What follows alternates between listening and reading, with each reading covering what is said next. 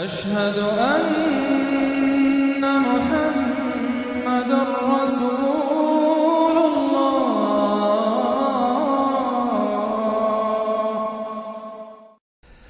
اب ہم اللہ کے نام سے قرآن حکیم میں مکی اور مدنی صورتوں کا جو دوسرا گروپ ہے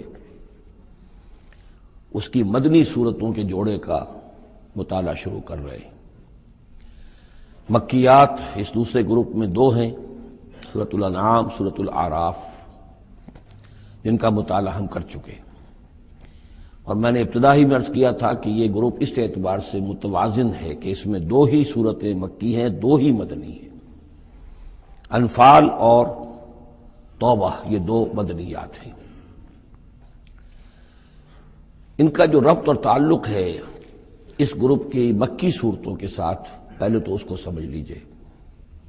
ہم دیکھ چکے ہیں سورہ انعام اور اعراف میں کہ ان میں اتمام حجت ہوا ہے بنو اسماعیل پر یا مشرکین عرب پر۔ اس اتمام حجت کے بعد اللہ کا جو ہمیشہ سے ضابطہ اور قاعدہ رہا ہے، قانون رہا ہے کہ کسی رسول کے بھیجے جانے کے بعد اور اس کی جانب سے اتمام حجت کے کیے جانے کے بعد بھی اگر کوئی قوم کفر پر اڑی رہے بحیثیت مجموعی تو اس پر عذاب الہی آتا ہے، عذاب استیصال۔ اگرچہ یہ عذاب مختلف شکلوں میں آیا، کہیں کسی قوم کو ان کے اپنے ہی علاقوں میں سیلاب بھیج کر اور غرق کر دیا گیا جیسے حضرت نوح علیہ السلام، کہیں کوئی بہت تیز آندھی بھیجی اور اس کے نتیجے میں جیسے کہ قوم عاد کے اوپر عذاب آیا، کہیں زلزلہ آیا، کہیں آسمان سے پتھراؤ ہوا جیسے کہ عمورہ اور صدوم کی بستیوں پر ہوا، کہیں جیسا کہ آپ کو معلوم ہے کہ آل فرعون کو ان کے محلوں سے اور گھروں سے نکال کر لا کر سمندر میں غرق کر دیا۔ تو قریش پر جو عذاب آیا ہے اللہ تعالیٰ کا وہ اپنی نوعیت میں منفرد ہے، چونکہ حضور خود قرشی تھے، بنی اسماعیل میں سے تھے، اور آپ نے اتمام حجت کر دیا ان پر 13 برس تک 12 برس تک دعوت دے کر، تو اب گویا کہ وہ عذاب الہی کے مستحق ہو گئے تھے۔ لیکن یہ عذاب الہی جو ہے قریش پر جو آیا ہے وہ بالاقساط آیا ہے۔ اس کی قسط اول ہے کہ جو غزوہ بدر میں ان تک پہنچی، انہیں مکے سے نکالا گیا جیسے کہ آل فرعون کو ان کے محلات سے نکالا گیا اور لا کر سمندر میں غرق کیا گیا۔ وہ مکہ دار الحرم تھا، وہ تو جگہ تھی حرم، لہذا وہاں سے انہیں نکالا گیا، اور میدان بدر میں پہلی قسط عذاب الہی کی انہیں وصول کرنی پڑی۔ ان کے 70 سردار کھیت رہے اور معجزانہ طریقے پر کھیت رہے، اس میں کوئی شک نہیں کہ جیسے عذاب الہی پہلے قوموں پر آتے تھے اسی طرح کا معاملہ یہ ہوا ہے کہ تقریباً نہتے 313 میں سے صرف 8 افراد کے پاس تلواریں تھیں، اور ادھر سے 1000 پوری طرح کیل کانٹے سے لیس ہو کر آئے تھے۔ تو اللہ کی خصوصی مدد تھی کہ جس سے یہ عذاب آیا ہے اصل میں قریش کے اوپر، اور تقریباً تمام بڑے بڑے نامور سردار جو ہیں وہی میدان میں کھیت رہے، 70 ان کے قیدی ہو گئے۔ ابھی زخمی کتنے ہوئے ہوں گے انہیں بھی آپ ذہن میں رکھیے۔ تو یہ عذاب کی پہلی قسط تھی جو غزوہ بدر میں آئی ہے، اور پھر عذاب کا آخری مرحلہ آیا ہے سن 9 ہجری میں، جب مشرکین عرب کو آخری الٹیمیٹم دے دیا گیا کہ اب بس چند مہینے کی تمہیں مہلت دی جا رہی ہے، اس کے اندر اندر یا ایمان لے آؤ اور یا تمہیں تہہ تیغ کر دیا جائے گا۔ فَإِذَا انسَلَخَ الْأَشْهُرُ الْحُرُمُ فَاقْتُلُوا الْمُشْرِكِينَ حَيْثُ وَجَدتُّمُوهُمْ۔ اب یہ انتہائی یوں سمجھیے کہ توہین اور تذلیل کے ساتھ چیلنج تھا۔ یہ دوسری بات ہے کہ وہ سب لوگ ایمان لے آئے اور یہ قتل عام کی نوبت نہیں آئی، لیکن یہ کہ یہ آخری قسط تھی۔ وہ آخری قسط جو ہے سورہ توبہ میں بیان ہوئی ہے، اور عذاب کی پہلی قسط جو ہے وہ سورہ انفال میں ہے۔ ان دونوں صورتوں کو جمع کر دیا گیا تاکہ انعام اور اعراف میں بنو اسماعیل پر یا مشرکین عرب پر اتمام حجت، اور انفال اور توبہ میں ان پر جو عذاب الہی نازل ہوا اس کی تفصیل۔ تو یہ تو ہے معنوی ربط اس گروپ کی مکی اور مدنی صورتوں کے مابین۔ باقی جو یہ سورہ انفال ہے اس کے بارے میں نوٹ کر لیجئے کہ غزوہ بدر کے فوراً بعد متصلاً بعد نازل ہوئی ہے، گویا کہ سورہ آل عمران جو ہم پڑھ چکے ہیں اس سے پہلے ہے اس کا نزول، اس کے اکثر و بیشتر حصے سے پہلے نازل ہوئی ہے۔ تو یہ زمانی ترتیب جو ہے اگر یہ ذہن میں نہ رہے تو پھر اس سے کافی خلجان پیدا ہو جاتا ہے۔ اس کا جو پس منظر ہے وہ یہ غزوہ بدر کا معاملہ سمجھنا بہت ضروری ہے۔ دیکھیے یہاں تفصیل کا موقع تو ہے نہیں، میں نے سیرت النبی علیہ صاحب الصلاۃ والسلام سے منہج انقلاب نبوی کے جو مختلف سٹیپس ہیں کہ اس میں کن کن مراحل سے ہو کر آپ نے دین کے غلبے کا جو فرض منصبی آپ کے حوالے کیا گیا تھا اس کی تکمیل فرمائی، تو اس میں یوں سمجھیے کہ ایک مرحلہ تھا جو مکے میں طے ہو گیا، اور وہ اصل میں 4 مرحلے تھے: دعوت، تنظیم، تربیت اور صبر محض۔ وہاں ہاتھ اٹھانے کی اجازت نہیں تھی۔ ہم پڑھ آئے ہیں، سورہ نساء میں آ چکا ہے کہ اس وقت حکم تھا کفو ایدیکم، اپنے ہاتھ بندے رکھو، تمہارے چاہے ٹکڑے اڑا دیے جائیں، تمہیں زندہ جلا دیا جائے، تم کوئی انتقامی کارروائی تو دور کی رہی، مدافعانہ کارروائی بھی نہیں کرو گے۔ No raising of hands even in self defence. یہ 4 مراحل تھے جو چلتے رہے تا آ کے ایک طرف تو حضور کے پاس جانثاروں کی ایک جماعت تیار ہو گئی جو سرد و گرم چشیدہ تھے، ہر طرح کے حالات میں سے گزر چکے تھے، سختیاں جھیل چکے تھے، قربانیاں دے چکے تھے، ان کے اخلاص مع اللہ میں کسی شک و شبے کی گنجائش نہیں تھی، ان کے دل جو ہیں خالص ہو چکے تھے اللہ کے لیے۔ اور دوسری طرف یہ کہ اللہ تعالیٰ نے ایک دار الہجرت کا انتظام کر دیا، کھڑکی کھول دی مدینے کی طرف، ہجرت کا اہتمام ہو گیا تاکہ اہل ایمان کو وہاں سے نکال کر اور مدینے میں لے آیا جائے۔ اب یہاں سے اقدام ہو، اسی لیے ہجرت فرض کر دی گئی کہ اب تمام مسلمان یہاں آ جائیں۔ ظاہر بات ہے کہ ہجرت جو ہے وہ فلائٹ نہیں تھی، وہ کوئی فرار نہیں تھا، بھاگ کر جان بچانا نہیں تھا۔ مغربی مورخین تو اسی نام سے اس کو یاد کرتے ہیں۔ وہ تو اصل میں یہ تھا کہ ایک جگہ اگر اس کام کے لیے موضوع نہیں ہے تو کوئی اور بیس، آلٹرنیٹ بیس اگر مل جائے تو وہاں سے اپنا آفینسو جو ہے، آخری فیصلہ کن اقدام جو ہے وہاں سے لانچ کیا جائے۔ لہذا مدینے میں آ کر حضور نے صلی اللہ علیہ وسلم صرف 6 مہینے لیے ہیں انٹرنل کنسالیڈیشن، کہ اب آپ آئے ہیں، نئے آئے ہیں، مہاجرین نئے آئے ہیں، تو ایک تو یہ کہ ان 6 مہینے میں آپ نے مسجد نبوی تعمیر کر لی، مرکز بن گیا، گورنمنٹ ہاؤس بھی ہو گیا یہ، اور پارلیمنٹ ہاؤس بھی ہو گیا، دارالندوہ بھی ہو گیا، دارالعلوم بھی ہو گیا، خانقاہ بھی ہو گئی، عبادت گاہ بھی ہو گئی، مرکز ہو گیا۔ ثانیاً آپ نے انصار اور مہاجرین کے اندر مواخات کرا دی، ایک انصاری ایک مہاجر بھائی بنا دی۔ تیسرے یہ کہ آپ نے بہت بڑا کام یہ کیا کہ جو یہود کے قبیلے وہاں آباد تھے ان کو آپ نے ان کے ساتھ ایک معاہدہ کر لیا، جوائنٹ ڈیفنس آف مدینہ، میثاق مدینہ، مدینے کی ایک مدافعت جو ہوگی وہ مشترک ہوگی، کوئی بھی حملہ آور آئے گا باہر سے تو مل کر مسلمان اور یہودی اس معاملے میں ایک ملت ہوں گے اور دفاع کریں گے مدینے کا۔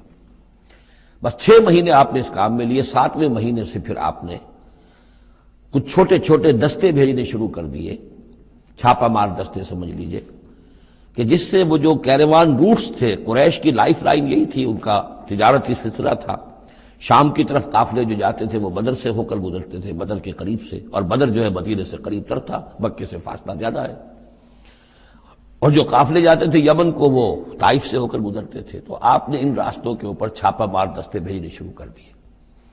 جدید اصطلاح میں اس کو یہ کہا جائے گا کہ اکنامک بلاکیڈ آف مکہ۔ 8 ایسی مہمیں غزوہ بدر سے پہلے ثابت ہیں 1.5 سال کے اندر۔ 6 مہینے آپ نے وہ لیے، 1.5 سال اور 2 سال کے بعد غزوہ بدر ہو گیا ہے۔ تو یہ 1.5 سال میں 8 مہمیں ہیں، جن میں سے 4 میں کہ حضور خود بھی بنفس نفیس شریک رہے ہیں، اس لیے وہ غزوات کہلاتے ہیں، اور 4 وہ ہیں کہ جن میں آپ نے صرف کچھ لوگوں کو بھیج دیا ہے کسی امیر کے تحت، وہ سرایا کہلاتے ہیں۔ تو یہ جو صورتحال ہوئی، اور اس میں یہ بھی ہوا کہ حضور جہاں جاتے تھے خود تو وہاں کے قبائل سے آپ معاہدے کر لیتے تھے۔ اب یا تو وہ لوگ قبائل جو تھے مقامی، پہلے تو وہ قریش کے حلیف تھے، اب یا تو وہ حضور کے حلیف ہو گئے، مسلمانوں کے حلیف ہو گئے، تو قریش کی طاقت کم ہوئی، مسلمانوں کی بڑھ گئی، یا یہ ہے کہ وہ نیوٹرل ہو گئے کہ ہم نہ قریش کی مدد کریں گے آپ کے خلاف، نہ آپ کی مدد کریں گے قریش کے خلاف، نیوٹرل ہو گئے۔ اس سے بھی یہ ہے کہ قریش کا جو حلقہ اثر تھا، سیاسی زون آف پولیٹیکل انفلوئنس، وہ کم ہو رہا ہے۔ یہ 2 چیزیں ایسی ہوئی ہیں، political isolation of Quraysh and economic blockade of Makkah, جس کے نتیجے میں مکے والے جو ہیں پھر یوں سمجھیے کہ تنگ آمد بجنگ آمد، ورنہ مکے والوں کی طرف سے کوئی آغاز ثابت نہیں ہے تاریخ میں کہ حضور کے اور مسلمانوں کے مکے سے جانے کے بعد ان کی طرف سے کوئی ابتدا ہوئی ہو، کوئی انیشیٹو لیا گیا۔ دو واقعات خاص طور پر ایسے ہو گئے کہ ایک چھوٹا سا آپ نے ایک دستہ بھیجا تھا نخلا، اور یہ نخلا جو ہے یہ مکے اور طائف کے مابین ہے، تو سمجھیے کس قدر فاصلے پر، اور وہاں مٹ بھیڑ ہو گئی۔ جو مسلمان وہاں بھیجے گئے تھے ان کے کفار کے ساتھ، وہاں ایک مشرک مکے کا مارا گیا، ایک کو انہوں نے قید کیا، ساتھ لے آئے، کچھ سامان جو ان کا تجارت تھا وہ بھی لے آئے، وہ مال غنیمت سمجھ کر۔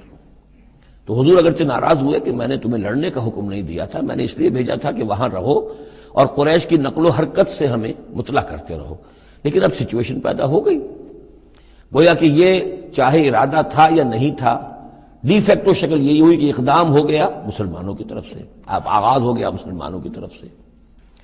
ادھر جب ابو سفیان لے کر جا رہے تھے بہت بڑا قافلہ شام کی طرف، تو حضور نے اس کا تعاقب کیا، لیکن وہ تیزی سے نکل گئے تھے۔ لیکن جب واپس آ رہے تھے اور 50,000 دینار کا سامان تھا ان کے قافلے کے اندر، بہت لدا پدا قافلہ، انہیں یہ خطرہ ہوا کہ اب پھر محمد صلی اللہ علیہ وسلم اور ان کے ساتھی کہیں لوٹیں گے ہمیں اور ہمارے اوپر حملہ کریں گے، روکیں گے ہمارا راستہ۔ تو انہوں نے یہ کی دوہری حکمت عملی کی کہ ایک تو یہ کہ ایک سوار بھیجا آگے تیزی کے ساتھ دوڑایا کہ مکے جاؤ اور کہو کہ ہمارے قافلے کو خطرہ ہے محمد سے صلی اللہ علیہ وسلم، لہذا مدد بھیجو۔ اور ادھر یہ کیا کہ وہ عام راستہ جو تھا جو بدر سے ہو کر گزرتا تھا اسے چھوڑ کر ساحل سمندر کے ساتھ ساتھ نیچے سے ہو کر وہ نکل بھی گئے۔ اب وہاں مکے میں یہ دونوں چیزیں بیک وقت پہنچ گئیں، ایک طرف وہ نخلا سے لوگ روتے پیٹتے چیختے چلاتے ہمارا آدمی مار دیا محمد کے آدمیوں نے، وہ آ گئے، ادھر سے وہ آ گیا جو ابو سفیان کا بھیجا ہوا تھا ایلچی کہ دوڑو دوڑو دوڑو تمہارا قافلہ محمد لوٹنے والے ہیں اور یہ ہے اور وہ ہے۔ بس وہ وار کرائی وہاں ہوئی اور 1,000 کا لشکر جو ہے وہاں پر پھر جمع کیا گیا اور 900 اونٹ فراہم کیے گئے اور 100 گھوڑوں کا ایک رسالہ تیار کیا گیا اور وہ لوگ مکے سے نکل آئے۔ یہ صورتحال ادھر ہو رہی تھی۔ ادھر یہ ہے کہ حضور صلی اللہ علیہ وسلم نے مدینے میں پہلے تو یہ فیصلہ کیا تھا کہ اب یہ قافلہ واپس آنے والا ہے تو اب اس قافلے کا تعاقب کریں، ابھی جنگ وغیرہ کا آپ کو گمان نہیں تھا، ابھی مدینے ہی میں آپ نے یہ جو ہے اس ایسا ارادہ ظاہر کیا کہ جیسے پہلے بھی گئے تھے، جب قافلہ جا رہا تھا شام کی طرف تو تعاقب کیا تھا، ایسے جب آ رہا ہے تو اسے انٹرسیپٹ کریں۔ لہذا ایک تو مشاورت ہوئی ہے مدینے میں، آیا چلنا چاہیے یا نہیں چلنا چاہیے، وہ میں بعد میں عرض کروں گا جب ہم آیتیں پڑھیں گے۔ پھر جب کچھ لوگ نکل آئے اور یہ نہیں سمجھا گیا تھا کہ کوئی جنگ ہونی ہے، کوئی بڑا لشکر آ رہا ہے، اس وقت تک اطلاع نہیں تھی، اسی لیے بس جو جس کے ہاتھ میں آیا، کسی کے پاس نیزہ تھا، کسی کے پاس کچھ اور تھا، تلواریں 8 تھیں، گھوڑے کل 2 تھے، وہ چل پڑے۔ چلو اس لیے کہ مسئلہ تو قافلے کا مسئلہ ہے نا، کوئی جنگ تو ہے نہیں، کوئی لشکر وشکر تو آ نہیں رہا۔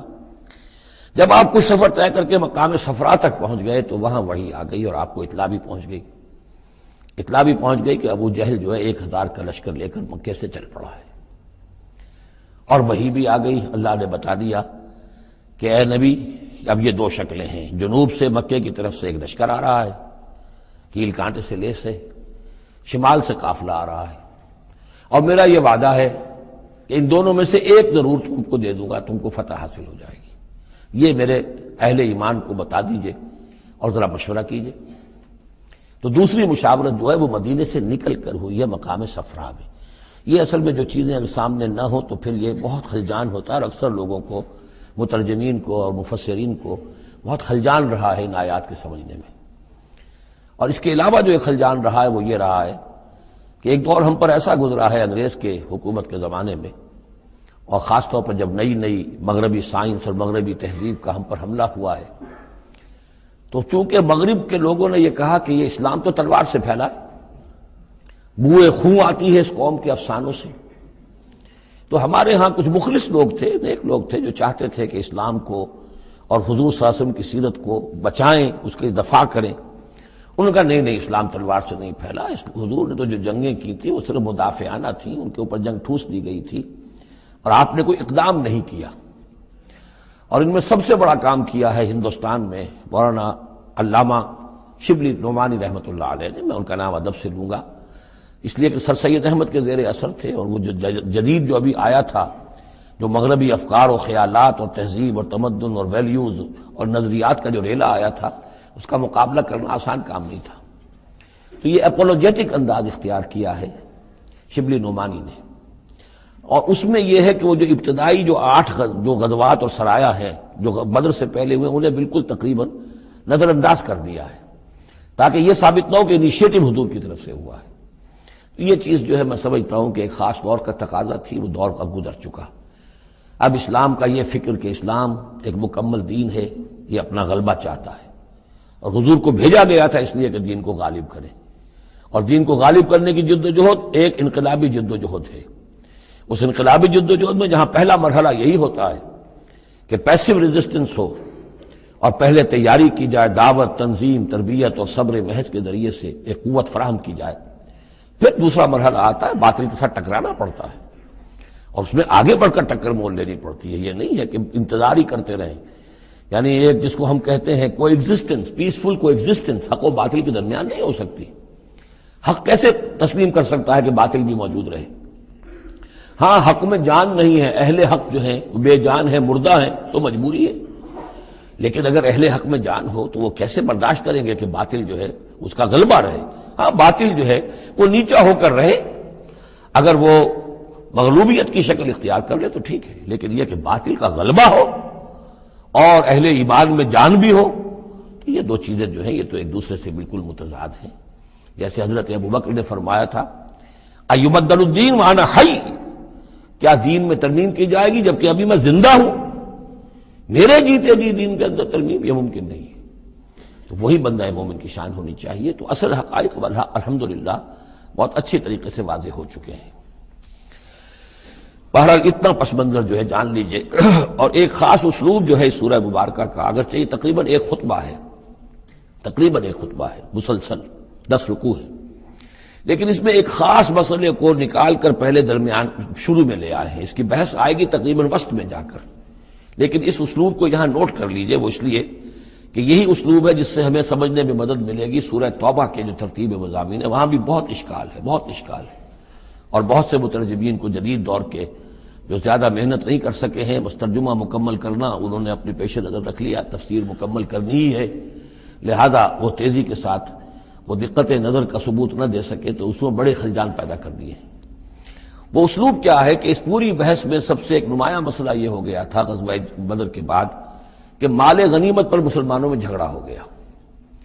پہلی جنگ تھی، غنیمت کی تقسیم کیسے ہوگی، اس کا قانون کیا ہے، اس کا ضابطہ کیا ہے، وہ معلوم نہیں تھا۔ اور یہ کہ عام طور پر جو عرب میں پہلے رواج تھا وہ تو یہ تھا کہ جس کے ہاتھ جو لگ گیا بس وہ اس کا ہے۔ وہ تو لوٹ مار جانتے تھے، کوئی باقاعدہ جنگ جو ہے وہ تو ان کے ہاں اس طریقے سے منظم کوئی تنظیم تو تھی ہی نہیں، تو جو جس کے ہاتھ لگ گیا۔ اب لوگوں نے یہ سمجھا غزوہ بدر میں جس نے جو کچھ مال غنیمت جمع کیا وہ اس کا ہے۔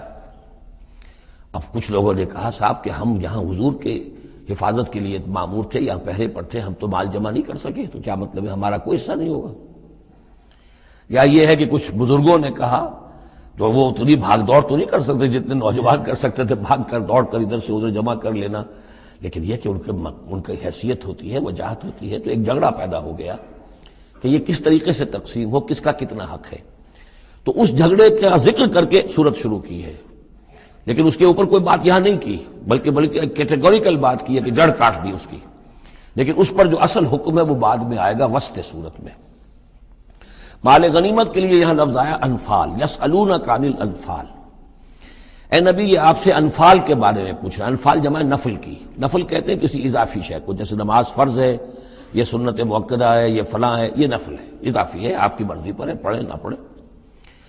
تو جو کہ جنگ میں اصل شے جو مطلوب ہوتی ہے وہ فتح ہوتی ہے، مال غنیمت تو ایک اضافی شے، بونس ہے جو مل گیا، ورنہ اصل شے جو ہے وہ مال غنیمت جو ہے پیش نظر جنگ میں نہیں ہوتی۔ لوٹ مار میں اصل شے جو ہے وہ لوٹ مار کا مال ہوتا ہے، لیکن جب جنگ ہوتی ہے تو جنگ میں تو اصل چیز جو مقصود ہے وہ فتح ہے۔ تو اس حوالے سے مال غنیمت کو انفال کے لفظ سے تعبیر کیا گیا، یسألونک عن الانفال، اے نبی یہ آپ سے پوچھ رہے ہیں مال غنیمت کے بارے میں، قل الانفال للہ والرسول۔ پہلے تو جڑ کاٹ دی مسئلے، کہہ دیں کہ یہ انفال کل کے کل اللہ اور اس کے رسول کے ہیں، تم میں سے کسی کا کوئی حق ہے ہی نہیں، لاؤ سب جمع کر دو۔ یہ فتح جو ہے تمہارے ہاتھوں نہیں آئی ہے، یہ اللہ کی خصوصی مدد سے آئی ہے، لہذا کسی کا کوئی حق نہیں۔ زیرو لیول پر لا کر پھر ان کو سنبھالنا آسان تھا، کہ جب معلوم ہو کہ سب کچھ ہاتھ سے دے کر، تو پھر تو ظاہر بات ہے کہ آدمی جو ہے جب ساری جاتی دیکھیے تو آدھی دیجیے بانٹ والی بات ہے، پھر وہ کم کے اوپر بھی راضی ہو گئے۔ لیکن پہلا مسئلہ یہی تھا، قل الانفال للہ والرسول واتقوا اللہ، اللہ کا تقوی اختیار کرو، واصلحوا ذات بینکم، اور اپنے آپس کے معاملات کو درست کرو، واطیعوا اللہ ورسولہ، اور اللہ اس کے رسول کی اطاعت کرو، ان کنتم مؤمنین، اگر تم مومن ہو۔ گویا کہ جڑ ہی کاٹ دی، کسی کا کوئی حق اس میں ہے ہی نہیں، یہ سب اللہ اس کے رسول کے لیے، یعنی اسلامی ریاست کے لیے۔ اب یہاں جو آگے آیات آ رہی ہیں بڑی اہم ہے۔ بندہ مومن کی شخصیت کا جو حیولہ ہے اور بندہ مومن کی جو تعریف ہے، جامع ترین اور مختصر ترین الفاظ میں یہ آئی ہے سورہ حجرات میں۔ اس کے دو حصے ہیں، ایک تو ہے بندہ مسلم، مسلمان کے لیے تو 5 چیزیں ہیں، کلمہ شہادت، نماز، روزہ، حج، زکوٰۃ۔ لیکن حقیقی مومن کے لیے اس میں 2 اضافی چیزیں شامل کرنی پڑیں گی۔ وہ کیا ہیں؟ دلی یقین اور عملی جہاد۔ بندہ مومن کی شخصیت کے اندر یہ 2 رخ اور ہونے چاہیے۔ جو صرف مسلمان ہے، کلمہ شہادت، نماز، روزہ، حج، زکوٰۃ، بنی الاسلام علی 5، شہادت اللہ الہ الا اللہ وان محمد رسول اللہ واقام الصلاۃ وایتاء الزکوٰۃ وصوم رمضان وحج البیت۔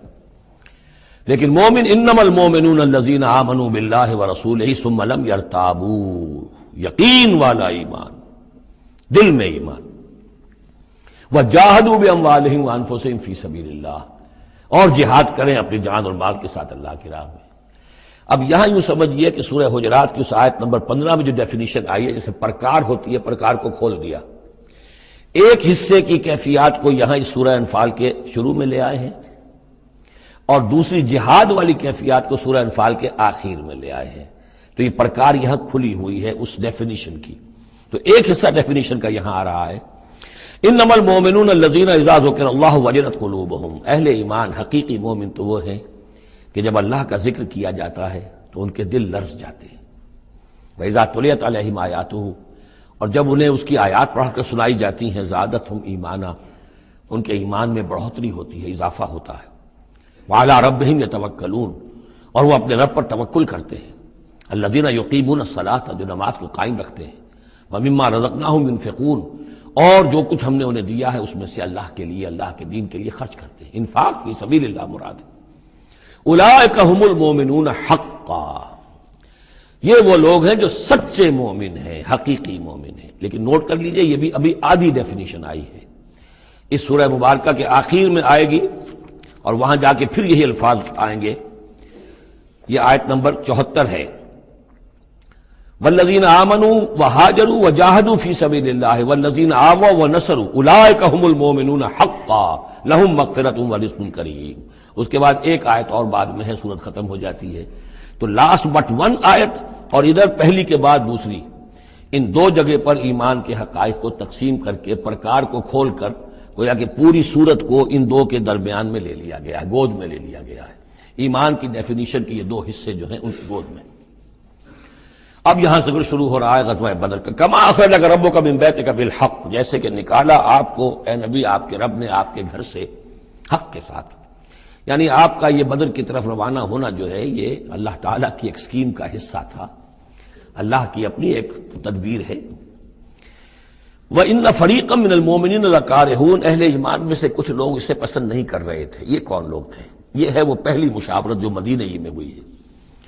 ان میں ظاہر بات ہے مدینہ میں منافق بھی تھے، جن کا خیال یہ تھا لڑنے بھیڑنے کا، لوٹ مار کرنے کا، یہ کوئی فائدہ ہے بھلا؟ اچھی تبلیغ کرنی چاہیے، اچھی بات کہنی چاہیے، نیک بات کہنی چاہیے، یہ کیا طریقہ ہے؟ منافقین کا ایلیمنٹ موجود تھا جو اس کو پسند ہی نہیں کرتے تھے، اس لیے کہ جنگ کا سلسلہ چل نکلا تو ہمیں بھی جانا پڑے گا، ہماری جان اور مال کے اوپر بھی آنچ آئے گی، تو نپ دی ایول ان دی بڈ، اس سے تو بہتر ہے کہ اس کو یہیں پر ختم کرو۔ اس اعتبار سے ویسے بھی کچھ انسانی فطرت ایسی ہوتی ہے، کچھ نیک سرشت لوگ بھی ہوتے ہیں کہ آخر اس سے کیا فائدہ نکلے گا؟ ابھی کوئی خاص جو ہے قریش کی طرف سے تو اقدام ہوا نہیں تھا، ہم آگے بڑھ کر جو ہے یہ جو بات اقدام کر رہے ہیں تو آخر اس کا فائدہ کیا ہے؟ تو یہ اس قسم کی باتیں اس وقت کہی گئیں۔ ان فریقا من المؤمنین لکارہون، اب یہ مومنین ان میں سے اہل نفاق بھی ہو سکتے ہیں اور سادہ لوگ اور نیک دل جو مسلمان ہیں وہ بھی ہو سکتے ہیں۔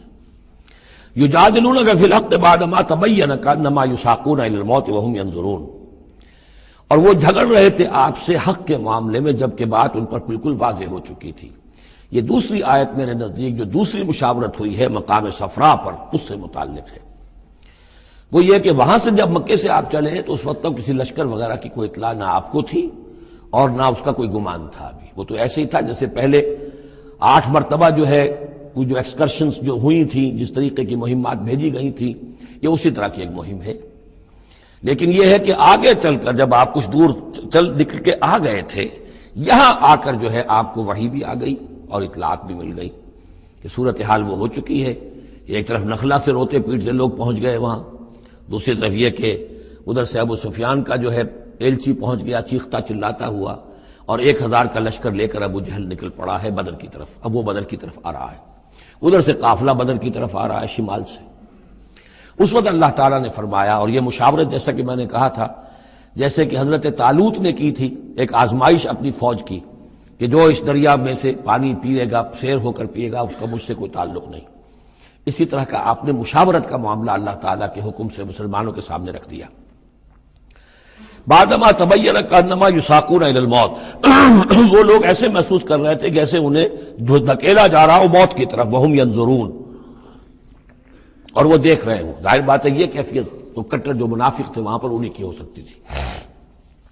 وَإِذْ يَعِدُكُمُ اللَّهُ إِحْدَى الطَّائِفَتَيْنِ أَنَّهَا لَكُمْ، اور جب کہ اللہ تعالیٰ وعدہ کر رہا تھا تم سے کہ ان دونوں گروہوں میں سے ایک تمہیں مل جائے گا، ایک پر تمہاری فتح گارنٹیڈ ہے۔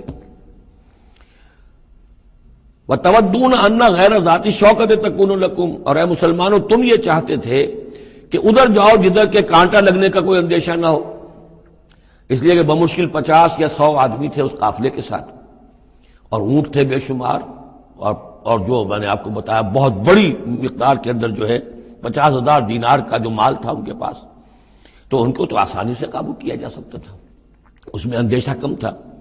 پھر دلیلیں بھی عقلی آ گئی ہوں گی کہ حضور ہمارے پاس تو کچھ ہتھیار بھی نہیں ہے، کچھ نہیں ہے، ہم تیاری کر کے مدینے سے نکلے ہی نہیں ہیں، تو اچھا ہے پہلے یہ کہ ہم جا کر ان پر قبضہ کر لیں تو ان کے ہتھیار بھی ہمیں مل جائیں گے، تو پھر لشکر سے لڑنے کے لیے ہم بہتر پوزیشن میں ہوں گے۔ تو عقل و منطق بھی یہ گویا کہ ان کے ساتھ تھی۔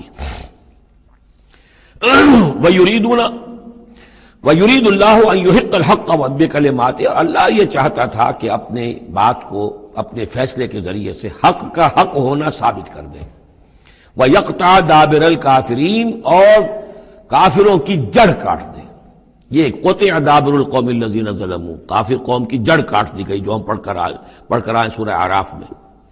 اللہ کا ارادہ یہ تھا اگر عام جو دنیاوی قواعد و ضوابط ہیں، فزیکل لاز ہیں، اس کے تحت یہ ہوتا تو اتنی بڑی بات ہی نہ ہوتی۔ اسے یوم الفرقان بنانا تھا کہ نمایاں ہو جائے کہ اللہ کس کے ساتھ ہے، حق کدھر ہے۔ اور یہ اسی وقت ہو سکتا تھا جب یہ کنٹراسٹ برقرار رہتا کہ بے سر و سامان 313 گئے ہیں اور کیل کانٹے سے لے 1000 کے ساتھ ان کا مقابلہ ہوا ہے، اور پھر انہیں اللہ نے فتح دی ہے۔ لہذا اللہ کی مرضی کچھ اور تھی۔ یرید اللہ ان یحق الحق بکلماتہ ویقطع دابر الکافرین، اللہ چاہتا تھا کہ اپنی باتوں کے ذریعے سے حق کا حق ہونا ثابت کر دے اور کافروں کی جڑ کاٹ دے۔ یہ یحق الحق کا، تاکہ سچا ثابت کر دے حق کو، سچ کو، ویبطل الباطل، اور باطل ثابت کر دے باطل کو، باطل ہونا اس کا ثابت ہو جائے۔ ولو کرہ المجرمون، خواہ یہ مجرموں کو کتنا ہی ناگوار ہو۔ استستغیثون ربکم، یاد کرو جب کہ تم اپنے رب سے استغاثہ کر رہے تھے، دعائی دے رہے تھے کہ اللہ اب ہماری مدد فرما۔ فاستجاب لکم، تو اللہ نے تمہاری دعا کو قبول کیا تھا۔ انی ممدکم بألف من الملائکۃ مردفین، کہ میں تمہاری مدد کروں گا 1000 ملائکہ سے جو لگاتار آئیں گے، پے بپے آئیں گے۔ 1000 کا لشکر آیا ہے نا، تو 1000 فرشتے ہم تمہاری مدد کے لیے بھیج دیں گے۔ وما جعلہ اللہ الا بشرا، اور اللہ نے اس کو نہیں بنایا مگر تمہارے لیے بشارت۔ وَلِتَطْمَئِنَّ بِهِ قُلُوبُكُمْ، اور تاکہ تمہارے دل مطمئن ہو جائیں۔ وَمَن نَّصْرُ إِلَّا مِنْ عِندِ اللَّهِ، اور مدد تو اللہ کی طرف سے ہوتی ہے، فرشتوں کو بھیجے بغیر بھی وہ مدد کر سکتا ہے۔ کن فیکون کی شان کے ساتھ وہ جو چاہے کر دے، لیکن یہ کہ تمہارا جو اپنا ایک سوچنے کا انداز ہے بر بنائے طب بشری، تمہاری تسکین کے لیے ہم نے یہ شکل کر دی کہ 1000 دشمن آ رہا ہے تو 1000 فرشتہ تمہاری مدد کے لیے ہم بھیج دیں گے۔ ان اللہ عزیز الحکیم، یقیناً اللہ تعالیٰ سب زبردست ہے اور حکمت والا۔ اذ یغشیکم النعاس امنۃ منہ، جبکہ تم کو ڈھانپ لیا تھا ایک اونگ نے جو امن کی اور تسکین کا ذریعہ بن گیا اللہ کی طرف سے۔ یہ دو معجزے ہوئے ہیں خاص اس وقت، معجزے اس معنی میں کہ عام حالات میں یہ چیزیں نہیں ہوتی، لیکن اس میں کوئی خرق عادت نہیں ہے۔ معجزہ اس معنی میں نہیں ہے کہ اس کو چیلنج کر کے حضور نے دکھایا ہو، اس معنی میں نہیں، بس یہ کہ غیر معمولی اللہ کی نصرت کی شکلیں ہیں۔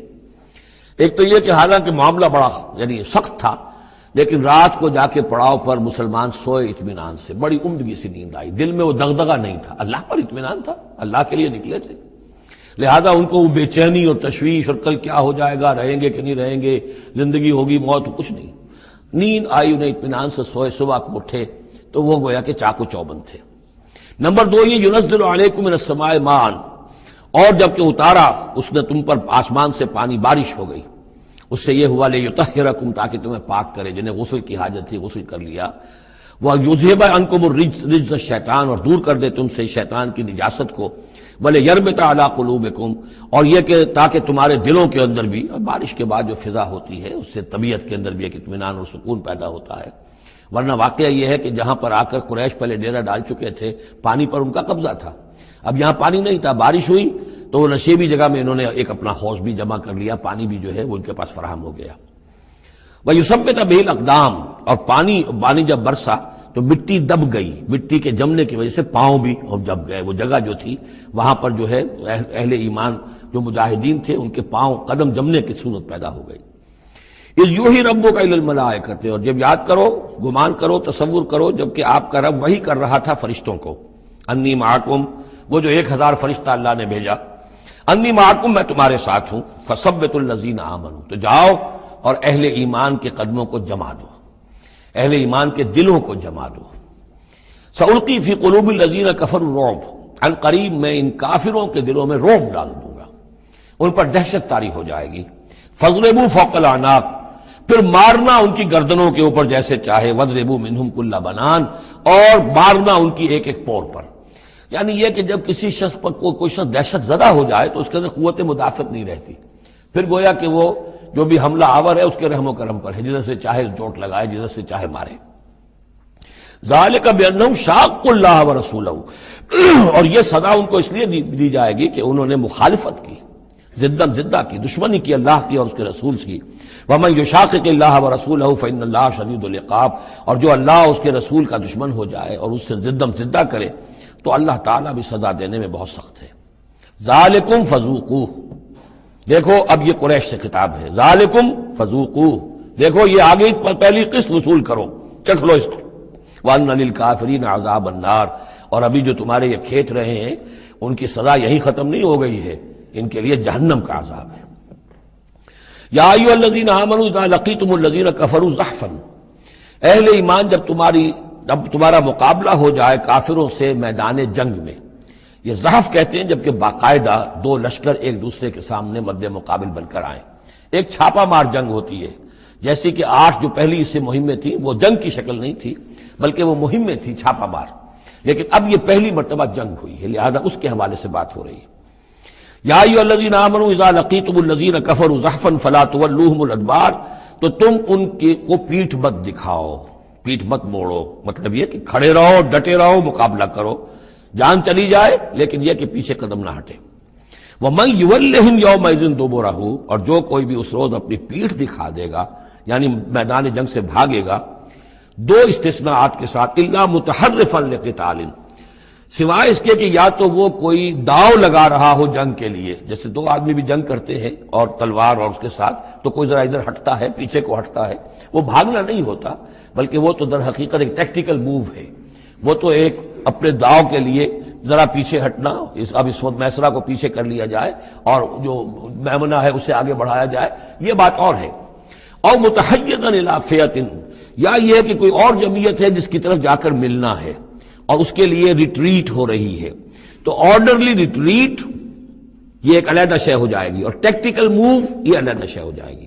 تو آرڈرلی ریٹریٹ اور ٹیکٹیکل موو، ان دو کے سوا اگر کوئی بھگدڑ کے اندر کوئی جان بچا کر بھاگا، فقط باب غضب من اللہ، تو اس نے تو اللہ کا غضب جو ہے وہ کما لیا۔ ومأواہ جہنم، اس کا ٹھکانہ جہنم ہوگا، وبئس المصیر، اور وہ بہت ہی برا ٹھکانہ ہے۔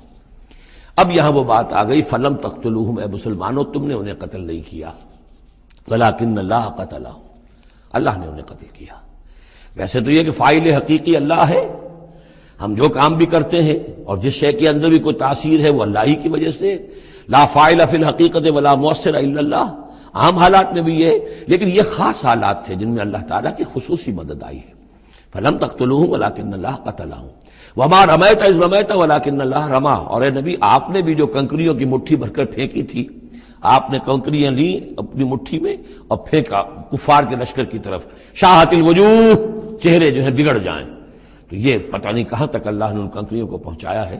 تو فرمایا، اور آپ نے جب وہ کنکریوں کی مٹھی پھینکی تھی، ما رمیت اذ رمیت، آپ نے نہیں پھینکی تھی، ولکن اللہ رما، یہ تو اللہ تعالیٰ نے پھینکی تھی۔ ہاتھ ہے اللہ کا، بندہ مومن کا ہاتھ۔ وَلِيُبْلِيَ الْمُؤْمِنِينَ مِنْهُ بَلَاءً حَسَنًا، تاکہ اللہ تعالیٰ اہل ایمان کے جوہر نکھارے، ان کے اندر کی چھپی ہوئی جو صلاحیتیں ہیں، مخفی ہیں، انہیں اجاگر کرے۔ یہ ذرا نوٹ کر لیجئے، بلا یبلو کے معنی ہوتا ہے آزمانا، تکلیف میں ڈال کر کسی آزمائش میں۔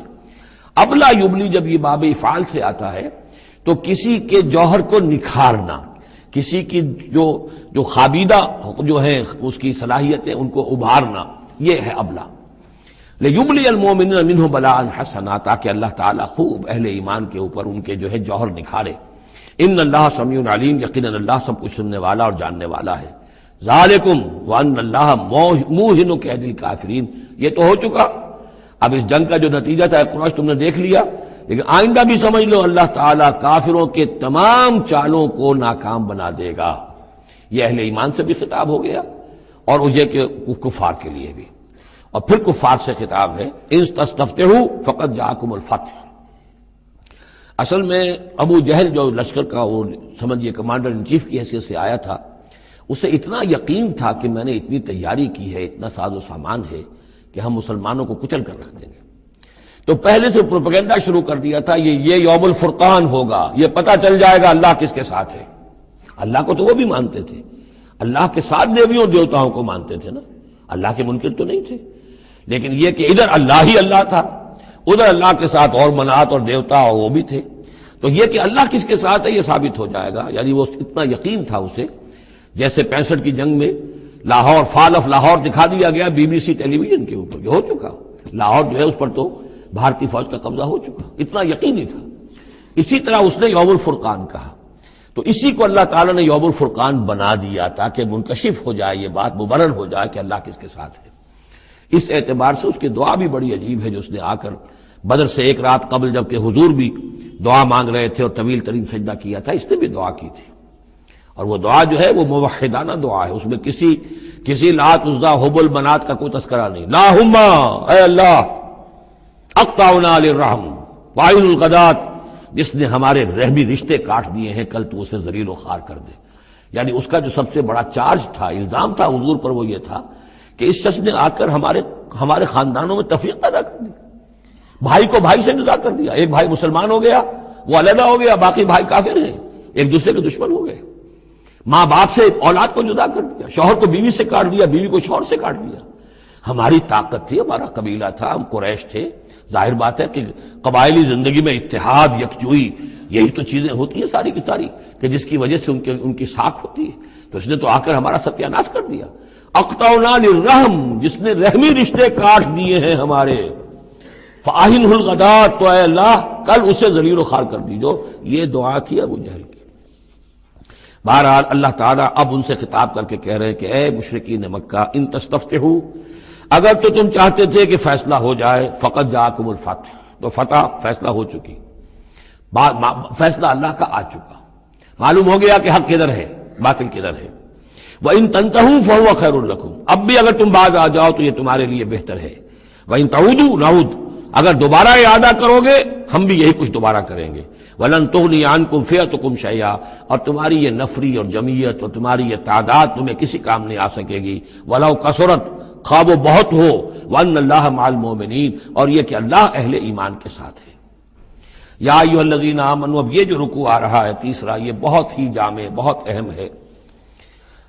اس میں سے دو جو تین آیتوں کے گروپ ہیں وہ تو خاص طور پر ہماری توجہ کی اور مسلمانوں نے پاکستان کی توجہ کے لیے بڑے اہم ہیں۔ یا ایھا الذین آمنوا اطیعوا اللہ ورسولہ ولا تولوا عنہ وانتم تسمعون، اہل ایمان اللہ اور اس کے رسول کی اطاعت کرو اور نہ منہ موڑو اس سے جبکہ تم سن رہے ہو۔ یعنی جب اللہ کے رسول نے کہا تھا کہ چلو بدر کی طرف، تو تمہاری یہ رد و قدا اور یہ پاؤں پیٹنا جس کو کہتے ہیں، یہ مختلف الفاظ اس کے لیے محاوروں میں آتے ہیں، تو یہ جو تم کر رہے تھے کیوں کر رہے تھے؟ جب اللہ اس کے رسول کی طرف سے بات آئی تھی تو ہر ایک کو کہنا چاہیے تھا سمینا واطعنا، جو آپ کا حکم ہو۔ اطیعوا اللہ واطیعوا الرسول ولا تولوا عنہ وانتم تسمعون، ظاہر بات ہے تمام مسلمانوں سے بات نہیں ہے، یہاں بھی ذہن میں رکھیے وہی جنہوں نے کمزوری دکھائی تھی ان کی طرف اشارہ ہے۔ ولا تکونوا کالذین قالوا سمعنا وهم لا يسمعون، ان لوگوں کے مانند نہ ہو جاؤ جو کہتے ہیں کہ ہم نے سن لیا، حقیقت میں وہ سنتے نہیں ہیں۔ یعنی دل اڑا ہوا ہے، طبیعت جو ہے وہ یکسو ہے ہی نہیں، تو کیا سننا ہے؟ سنا انسنا ہو گیا۔ ان شر الدواب عند اللہ الصم البکم الذین لا یعقلون، یقیناً تمام چوپایوں میں بدترین اللہ کے نزدیک یہی لوگ ہیں جو بہرے ہیں، گونگے ہیں اور عقل سے کام نہیں لیتے۔ اب یہ منافقین ہی کی طرف اشارہ ہو رہا ہے۔ وَلَوْ عَلِمَ اللَّهُ فِيهِمْ خَيْرًا، اگر اللہ تعالیٰ کے علم میں ہوتا کہ ان میں کوئی خیر ہے، لَأَسْمَعَهُمْ، اللہ انہیں سنا دیتا۔ وَلَوْ أَسْمَعَهُمْ، اگر اللہ انہیں سنا دیتا، لَتَوَلَّوْا، پھر بھی پیٹ موڑ جاتے، وَهُمْ مُعْرِضُونَ، وہ ہیں ہی اعراض کرنے والے۔ یہ گویا کہ چند آیات ہیں کہ جس میں خاص طور پر جو لوگ بھی اس وقت ریلیکٹنٹ تھے، جو بھی کسی طریقے سے اس میں جھجک رہے تھے، ان کے لیے تنبیہ۔ اب 3 آیات آ رہی ہیں۔ یا ایھا الذین آمنوا استجیبوا للہ وللرسول اذا دعاکم لما یحییکم، اہل ایمان لبیک کہا کرو اللہ کی پکار پر، اور خاص طور پر رسول کی پکار پر جبکہ وہ تمہیں پکارے اس شے کے لیے جس سے تمہیں زندگی ملے گی۔ تم جنگ میں جانے کو سمجھ رہے ہو کہ موت کا دروازہ ہے، یہ تو اصل زندگی کا دروازہ ہے۔ ولا تقولوا لمن يقتل في سبيل الله اموات بل احياء ولكن لا تشعرون، تو یہ تو در حقیقت اللہ اور اس کے رسول جس چیز کی طرف تمہیں بلا رہے ہیں، حقیقی زندگی یہ ہے، روحانی زندگی یہ ہے، معنوی زندگی یہ ہے۔ یہ حیوانوں کی طرح جینا جو ہے یہ کوئی زندگی نہیں ہے، یہ تو در حقیقت اولئک کالانعام بل هم اضل، جو سورہ اعراف میں ہم پڑھ چکے ہیں، یہ حیوانوں کا سا زندگی گزارنا ہے۔ استجیبوا للہ وللرسول اذا دعاکم لما یحییکم واعلموا ان اللہ یحول بین المرء وقلبہ، اور جان لو اللہ تعالیٰ بندے اور اس کے دل کے درمیان حائل بھی ہو جایا کرتا ہے۔ یعنی اگر اللہ کی رسول کی پکار سنی اور انسنی کر دی، پھر سنی انسنی کر دی، پھر اللہ تعالیٰ پردہ بن جائے گا، اب سننے نہیں دے گا، معذور ہو جاؤ گے سننے سے۔ یہی وہ بات ہے جس کو کہیں کہتے ہیں ختم اللہ علی قلوبہم وعلی سمعہم، ان کے دلوں پر اللہ نے مہر کر دی ہے، ان کی سماعت پر، اور ہم پڑھ چکے ہیں سورہ انعام میں وَنُقَلِّبُ أَفْئِدَتَهُمْ وَأَبْصَارَهُمْ كَمَا لَمْ يُؤْمِنُوا بِهِ أَوَّلَ مَرَّةٍ، پہلی مرتبہ اگر نہیں کرو گے قبول تو پھر یہ ہے کہ تمہارے دل الٹ دیے جائیں گے، تمہاری نگاہیں الٹ دی جائیں گی۔ تو اس لیے بہت ہی ڈرنے کی بات ہے جو بھی مطالبہ دین کا سامنے آئے اور ایک دفعہ دل گواہ دے دے کہ ہاں ہے بات ٹھیک ہے، پھر اگر کرنی کترائے گا انسان تو یہیں سے سزا نقد شروع ہو جائے گی، پھر وہ صلاحیت سلب ہو جائے گی، پھر اللہ حائل ہو جائے گا، یعنی قانون خداوندی، سنت خداوندی حائل ہو جائے گی، پھر آپ کے دل پر مہر لگے گی، آپ کے کانوں کے پر مہر لگے گی، آپ کی آنکھوں پر پردے پڑ جائیں گے۔ یا ایھا الذین آمنوا استجیبوا للہ وللرسول اذا دعاکم لما یحییکم واعلموا ان اللہ یحول بین المرء وقلبہ وانہ الیہ تحشرون، اور یہ کہ بالآخر تو تمہیں سب کو اسی کی طرف جمع کیا جانا ہے۔ واتقوا فتنة لا تصيبن الذين ظلموا منكم خاصة، اور ڈرو اس سزا سے، اس عذاب سے کہ جب آئے گا تو تم میں سے صرف گناہگاروں ہی کو اپنی لپیٹ میں نہیں لے گا۔ اس کا میں کل حوالہ دے چکا ہوں، بے گناہ بھی اس میں اگر اپنا فرض ادا نہیں کر رہے، فرض ادا نہ کرنا جرم ہے، وہ خود گناہ ہے۔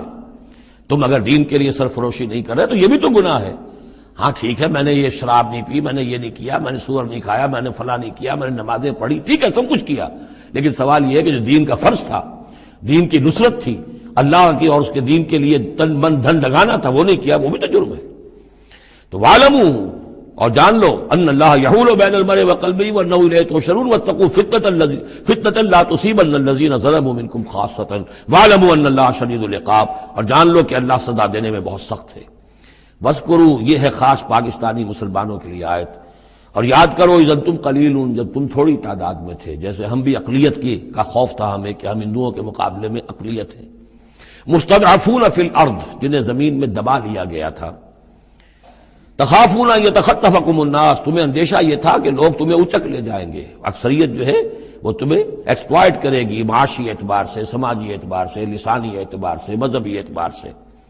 فآواکم، تو اللہ نے تمہیں پناہ کی جگہ دے دی۔ وأیدکم بنصرہ، اور تمہاری مدد کی ہے، خاص تائید کی ہے اپنی خاص نصرت سے۔ ورزقکم من الطیبات، اور تمہیں بہترین پاکیزہ رزق عطا کیا ہے، لعلکم تشکرون، تاکہ تم شکر کرو۔ یا ایھا الذین آمنوا لا تخونوا اللہ والرسول، اے ایمان مت خیانت کرو اللہ سے اور اس کے رسول سے۔ ایمان کا دم بھرنا اور پھر اس کے دین کو، اللہ کے دین کو مغلوب دیکھ کر بھی اپنے دھندے، اپنے کاروبار، اپنی جائیداد، اپنی ملازمت، اپنا پروفیشن، اسی چکر میں لگے رہنا، اس سے بڑی خیانت کیا ہوگی؟ بے وفائی ہے، غداری ہے، خیانت ہے۔ لا تخونوا اللہ والرسول، اللہ اور اس کے رسول کے ساتھ خیانت نہ کرو۔ وتخونوا اماناتکم وانتم تعلمون، اور نہ ہی اپنی آپس کی امانتوں میں خیانت کرو۔ سب سے بڑی خیانت تو اللہ کے ساتھ خیانت ہے۔ سب سے بڑی وہ امانت جو اللہ نے اپنی روح تم میں پھونکی ہے، اس کا حق اگر تم ادا نہیں کر رہے ہو تو سب سے بڑی خیانت یہ ہے، جس کو کہ فرمایا گیا ہے سورہ احزاب میں، ہم نے آسمانوں پر، زمین پر، پہاڑوں پر پیش کی۔ ان عرضنا الامانۃ علی السماوات والارض والجبال فابین ان یحملنها واشفقن منها وحملها الانسان۔ تو بہت بڑی بڑی امانتیں تمہارے پاس ہیں، دین کی امانت ہے، قرآن کی امانت ہے، شریعت کی امانت ہے، یہ سب امانتیں محمد رسول اللہ کی۔ وَأَنَّ اللَّهَ عِندَهُ أَجْرٌ عَظِيمٌ، اور یقیناً اللہ ہی کے پاس ہے بہت بڑا اجر۔ یا ایھا الذین آمنوا ان تتقوا اللہ یجعل لکم فرقانا وَاعْلَمُوا أَنَّمَا أَمْوَالُكُمْ وَأَوْلَادُكُمْ فِتْنَةٌ، اور جان لو تمہاری اولاد اور تمہارے اموال تمہارے لیے فتنہ ہے۔ یہی روکتے ہیں، یہی دو بیڑیاں ہیں جو پاؤں میں پڑی رہتی ہیں، مال اور اولاد۔ اولاد کو اعلیٰ سے اعلیٰ تعلیم دلانی ہے، اس کے لیے بڑی بڑی فیسیں دینی پڑتی ہیں، اس کے لیے ظاہر بات ہے کہ اپنا ایک ایک قطرہ جو ہے پسینے کا اور خون کا لگائیں گے تو کہیں جا کر وہ ساری چیزیں فراہم ہوگی۔ آدمی کھپ گیا اسی کے اندر، اولاد کے لیے یا مال کے لیے۔ پھر کہاں سے وقت لائیں دین کے لیے اور دین کے لیے نصرت کے لیے؟ کہاں کوئی رمق جسم کے اندر باقی رہ جاتی ہے؟ جان لو کہ تمہارے اموال اور تمہاری اولاد تمہارے لیے فتنہ ہے۔ فتنہ کہتے ہیں جس پر کسی کو پرکھا جائے، کسوٹی جس کے اوپر پرکھا جا رہا۔ وَأَنَّ اللَّهَ عِندَهُ أَجْرٌ عَظِيمٌ، اور یقیناً اللہ ہی کے پاس ہے بڑا اجر۔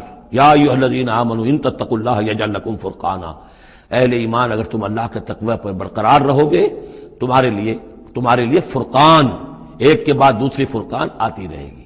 پہلا فرقان تو یہ آ گیا ہے، یہ فتح جو تمہیں دی گئی ہے۔ وَيُكَفِّرْ عَنْكُمْ سَيِّئَاتِكُمْ، اور یہ کہ تمہارے سے تمہاری جو کمزوریاں ہیں، برائیاں ہیں، وہ اللہ تعالیٰ دور کر دے گا۔ وَيَغْفِرْ لَكُمْ، اور بخش دے گا۔ واللہ ذو الفضل العظیم، اللہ بڑے فضل والا ہے۔ وَإِذْ يَمْكُرُ بِكَ الَّذِينَ كَفَرُوا، اب یہ ہجرت سے پہلے جو صورتحال تھی مکے میں کہ قریش کے سردار بیٹھتے تھے دارالندوہ میں، کیا کریں اب ہم محمد صلی اللہ علیہ وسلم کو قتل کر دیں، سازشیں ہوتی تھیں، اور اسی طریقے سے انہیں قید کر دیں، کہیں یہاں سے نکلنے پہ مجبور کر دیں، تو وہ جو سازشیں ان کی ہوتی تھی اور مشورے ہوتے تھے ان کا ذکر ہے۔ وَإِذْ يَمْكُرُ بِكَ الَّذِينَ كَفَرُوا، اور جب یاد کیجئے جبکہ وہ لوگ جو کافر ہوئے، یہ کافر لوگ آپ کے بارے میں مشورے کرتے تھے، چالیں چلتے تھے، اسکیمیں بناتے تھے، سازشیں کرتے تھے۔ لِيُثْبِتُوكَ، نمبر ایک تو یہ کہ آپ کو کہیں قید کر دیں، اور يَقْتُلُوكَ، یا قتل کر دیں، اور يُخْرِجُوكَ، یا آپ کو اپنی بستی سے کہیں نکال دیں۔ وَيَمْكُرُونَ وَيَمْكُرُ اللَّهُ، وہ بھی چالیں چل رہے تھے، ان کی بھی اسکیمز تھیں اور اللہ کی اپنی اسکیم تھی۔ واللہ خیر الماکرین، اور ظاہر بات ہے کہ اللہ تعالیٰ بہترین ہے پلاننگ کرنے والا اور بہترین ہے تدبیر فرمانے والا۔ وَإِذَا تُتْلَىٰ عَلَيْهِمْ آيَاتُنَا قَالُوا قَدْ سَمِعْنَا لَوْ نَشَاءُ لَقُلْنَا مِثْلَ هَٰذَا، اور جب انہیں ہماری آیات پڑھ کے سنائی جاتی ہے تو وہ کہتے ہیں ٹھیک ہے، بہت سن لی ہم نے یہ آیات، بہت محمد آپ نے سنا لیا، کوئی ایسی بات بھی نہیں ہے، ہم چاہیں گے تو ایسا ہی کلام ہم بھی کہہ لیں گے۔ جرت نہیں کی کسی نے کہ آئے کہ یہ کلام میں نے موضوع کیا ہے اور یہ قرآن کے برابر ہے، تو کوئی کمیشن بٹھا لیجئے، کوئی سازش بنا لیجئے کہ تو طے کریں، یہ جرت نہیں ہوئی۔ لیکن یہ کہہ دینے میں تو کوئی بات نہیں تھی، زبان کون پکڑے گا؟ لو نشاء لقلنا مثل هذا، اگر ہم چاہیں گے تو ہم بھی ایسے کہہ دیں گے، کوئی ایسی بڑی بات نہیں ہے۔ یہ نضر بن حارث تھا کہ جس کی طرف یہ الفاظ منقول ہیں تاریخ اور سیرت میں۔ ان هذا الا اساطیر الاولین، یہ نہیں ہے یہ مگر یہ کہ پچھلوں کی کہانیاں ہیں، قصے ہیں، جیسے آج بھی مستشرقین کہتے ہیں کہ کچھ تورات سے کچھ انجیل سے محمد نے لے لیا جوڑ جاڑ کر اور یہ قرآن بنایا ہے۔ اب تو خیر وہ دور ذرا بدل گیا ہے، یہ ذرا پچھلی صدی کی بات تھی، اس دور میں لوگ اس قسم کی باتیں زیادہ کرتے تھے۔ وَإِذْ قَالُوا اللَّهُمَّ إِن كَانَ هَذَا هُوَ الْحَقُّ، اور وہی بات جو میں نے آپ کو بتائی تھی کل بھی کہ قریش کے لیے سب سے بڑا مسئلہ اپنے عوام کو سنبھالنے کا ہو گیا تھا، کیسے روکیں ان کو کہ یہ محمد صلی اللہ علیہ وسلم کا ایمان نہ لائیں۔ اس کے لیے جو اور تدبیریں وہ کرتے تھے اسی کی طرح کی ایک تدبیر کا ذکر آ رہا ہے. مجمع عام میں کھڑے ہو کر دعائیں مانگ رہے ہیں کہ اے اللہ اگر یہ جو کچھ محمد کہہ رہے ہیں اگر یہ حق ہے اور تیرے پاس سے آیا ہے یہ قرآن، فامطر علینا حجارۃ من السماء وَإِذْ قَالُوا اللَّهُمَّ إِنْ كَانَ هَذَا هُوَ الْحَقَّ مِنْ عِنْدِكَ، اگر یہ ہے حق تیری طرف سے، فامطر علینا حجارۃ من السماء، تو برسا دے ہم پر پتھر آسمان سے، اب ائتنا بعذاب علیم، یا پھر بھیج دے ہم پر کوئی عذاب. اب عذاب آیا نہیں. دیکھ لو اس کا مطلب یہ کہ یہ محمد جھوٹے ہیں صلی اللہ علیہ وسلم. ہم نے تو کہہ دیا، اللہ کو پکار کر کہہ دیا. ہو سکتا ہے کبھی کعبے کے پردے پکڑ پکڑ کر کہا ہو اسی طریقے سے، تاکہ پورا یقین ہو جائے، کسی درجے میں بھی ہمارے عوام کے اندر کوئی وسوسہ، کوئی دغدغہ باقی نہ رہے. وَمَا كَانَ اللَّهُ لِيُعَذِّبَهُمْ، اور اللہ تعالیٰ انہیں عذاب نہیں دے سکتا تھا، اللہ کے لیے ممکن نہیں تھا کہ ان پر عذاب بھیجتا. وَأَنْتَ فِيهِمْ، جبکہ ابھی اے محمد آپ ان کے مابین موجود تھے.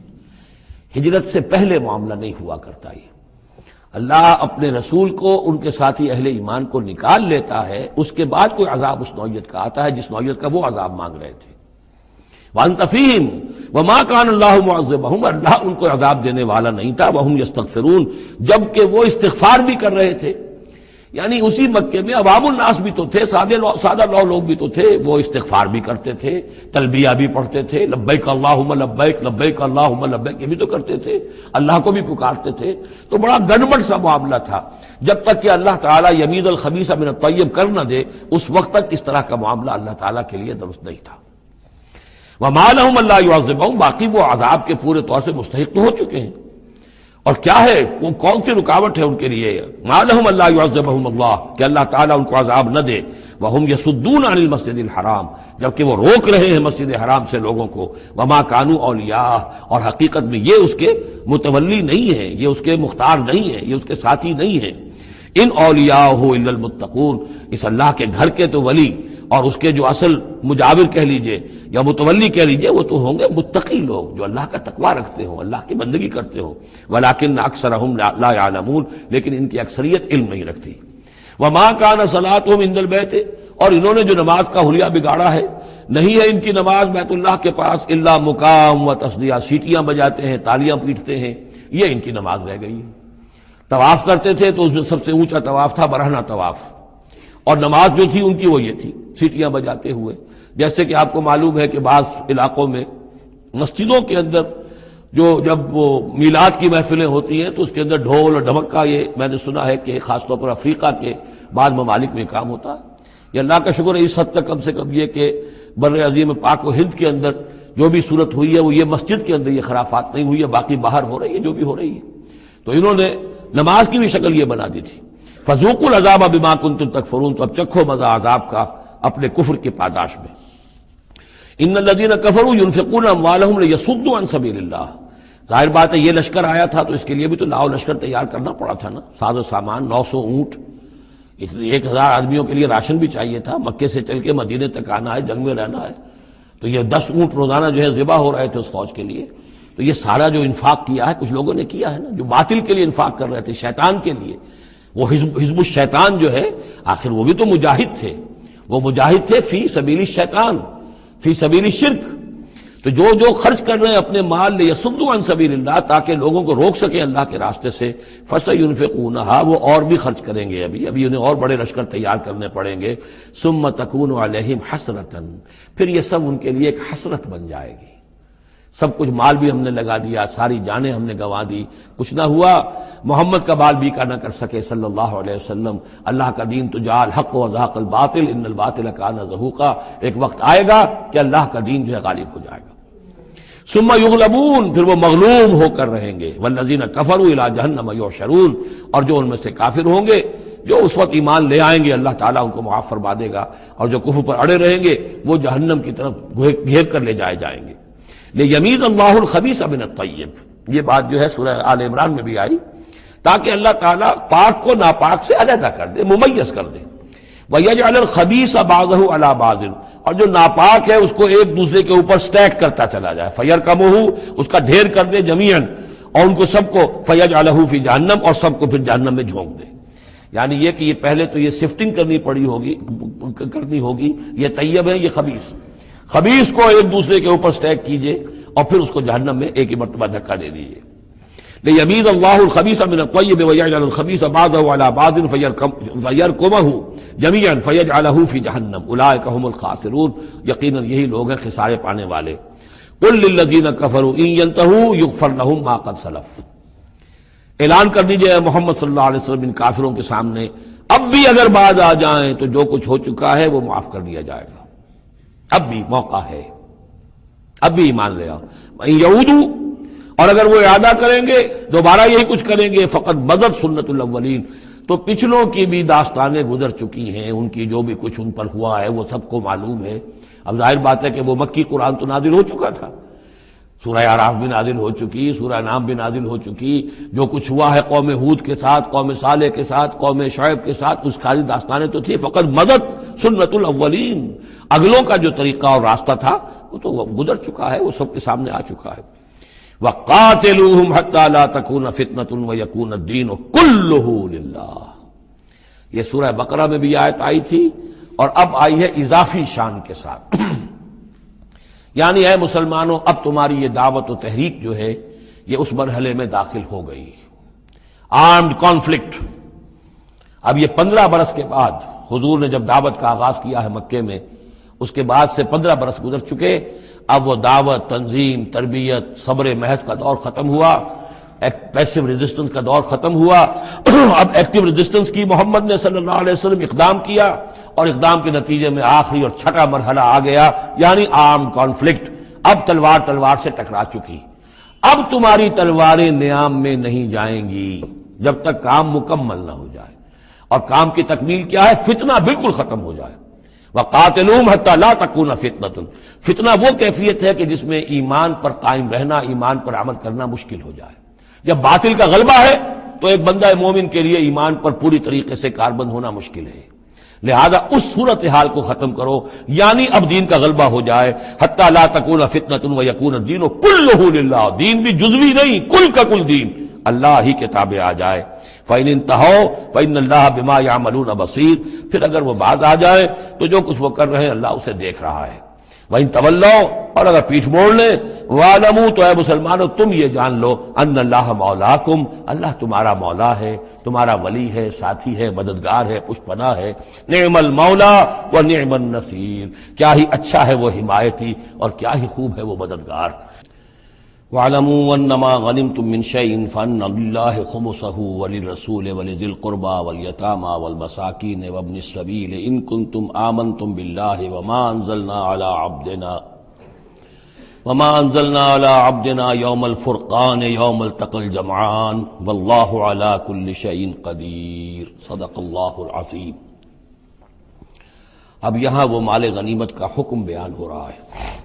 وَاعْلَمُوا, جان لو, انما غنمتم من شیء, جو بھی غنیمت تمہیں حاصل ہوئی ہے, فَأَنَّ لِلَّهِ خُمُسَهُ, تو اس کا خمس, 5واں حصہ تو اللہ کے لیے ہے, وَلِلرَّسُولِ, اور رسول کے لیے ہے, وَلِذِي الْقُرْبَى, اور رسول کے قرابت داروں کے لیے ہے. یہ بات سمجھ لیجئے یہاں اچھی طرح کہ در حقیقت حضور صلی اللہ علیہ وسلم کا جو معاش کا معاملہ تھا, جب تک آپ مکے میں تھے حضرت خدیجہ الکبریٰ رضی اللہ تعالی عنہا کی دولت جو ہے اس سے آپ کا کام چل رہا تھا, جو بھی بچا کچا ان کا سرمایہ تھا.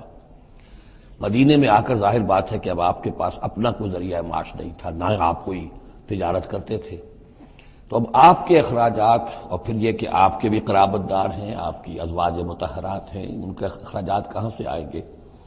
تو مال غنیمت میں سے خمس جو ہے وہ اس کام کے لیے رکھ لیا گیا.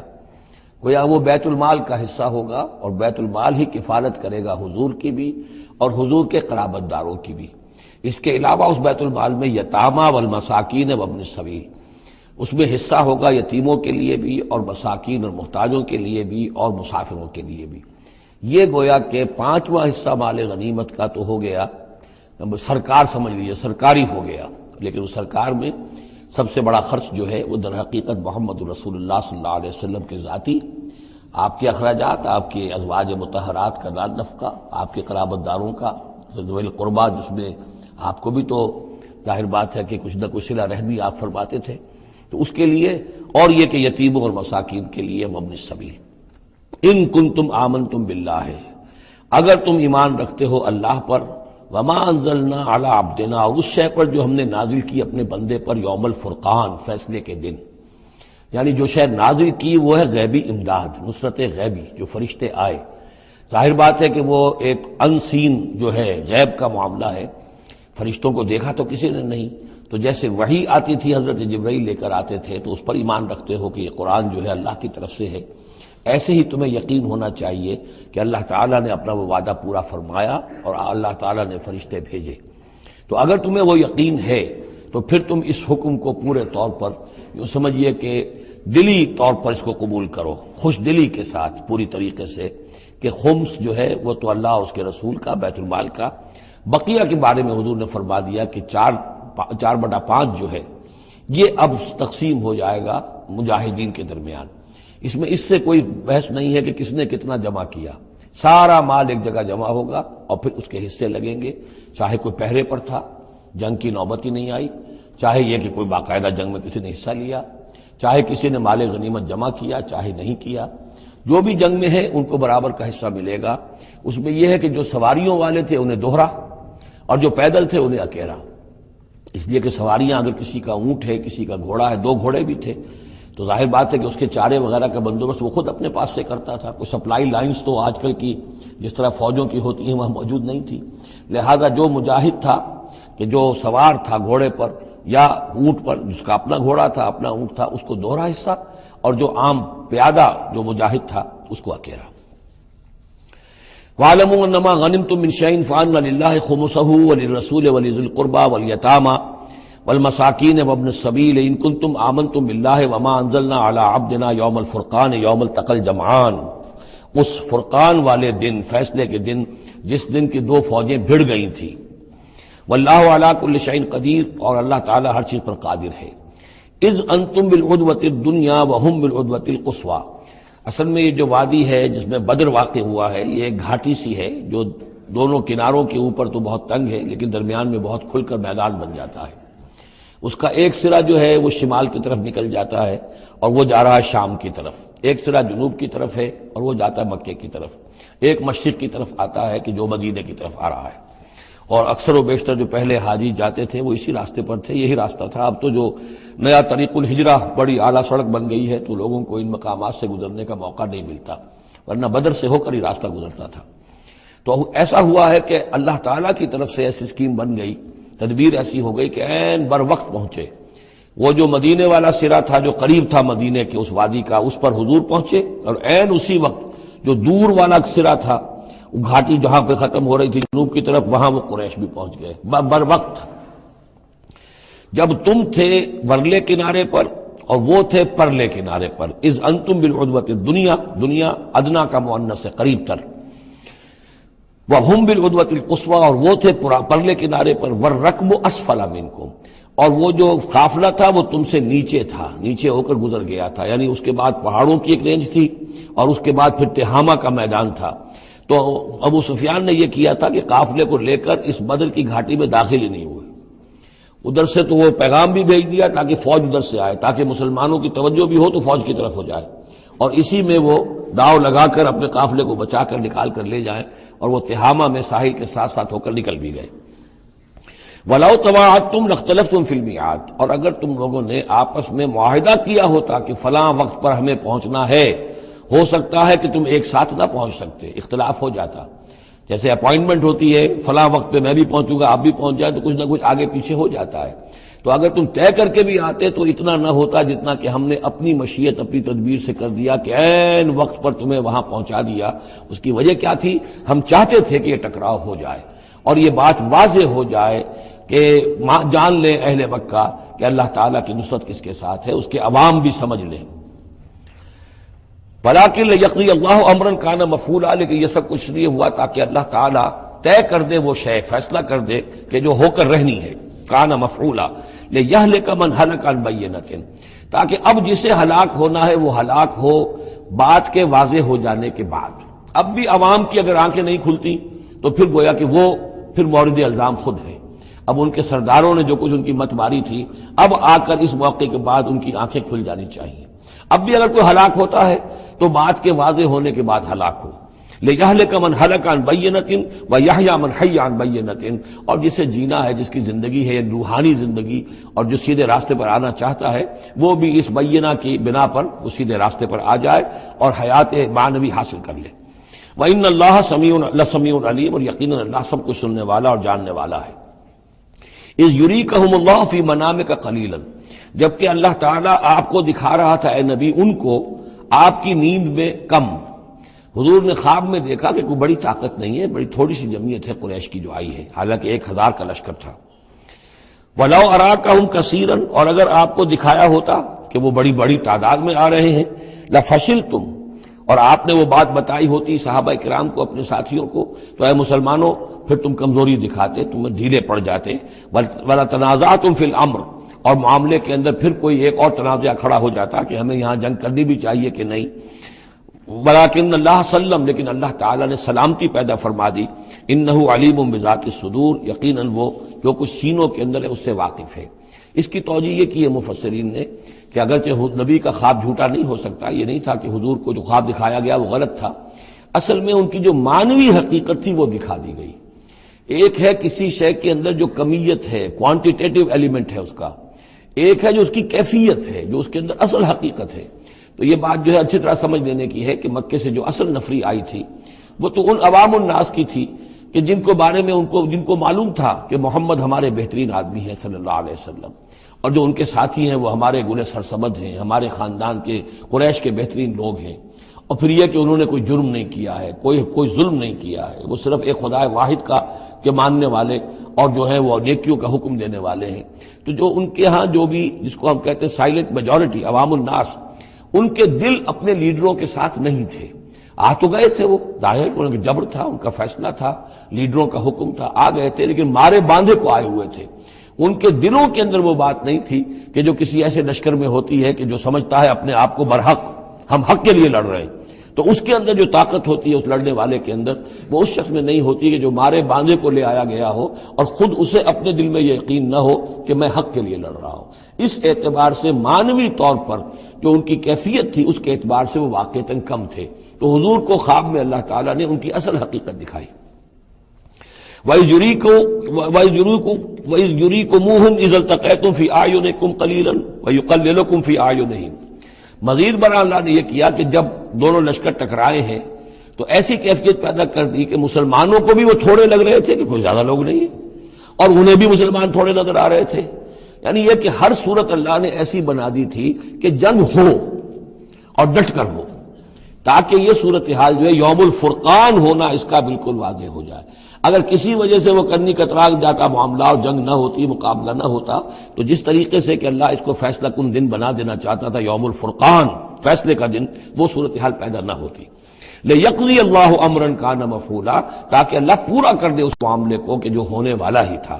وَإِلَى اللَّهِ تُرْجَعُ الْأُمُورُ، اور تمام معاملات بالآخر تو اللہ ہی کی طرف لوٹا دیے جائیں گے۔ یا ایھا الذین آمنوا اذا لقیتم فئۃ فاثبتوا، اے اہل ایمان جب بھی اب تمہارا، اب چونکہ دور شروع ہو گیا ہے، اب تمہاری جد و جہد جو ہے وہ آخری مرحلے میں داخل ہو چکی ہے، مسلح تصادم کا آغاز ہو چکا ہے، اور یہ تو ابھی پہلی جنگ ہے، ابھی جنگیں اور آنی ہیں، اگلے ہی سال غزوہ احد ہو گیا۔ جب بھی تمہارا مقابلہ ہو کسی فوج سے فاثبتوا، پہلا حکم تو یہ ہے کہ پھر ثابت قدم رہو، قدم جمائے رکھو۔ دوسرا حکم وَاذْكُرُوا اللَّهَ كَثِيرًا، اور اللہ کا ذکر کرو کثرت کے ساتھ، لعلکم تفلحون، تاکہ تم فلاح پاؤ۔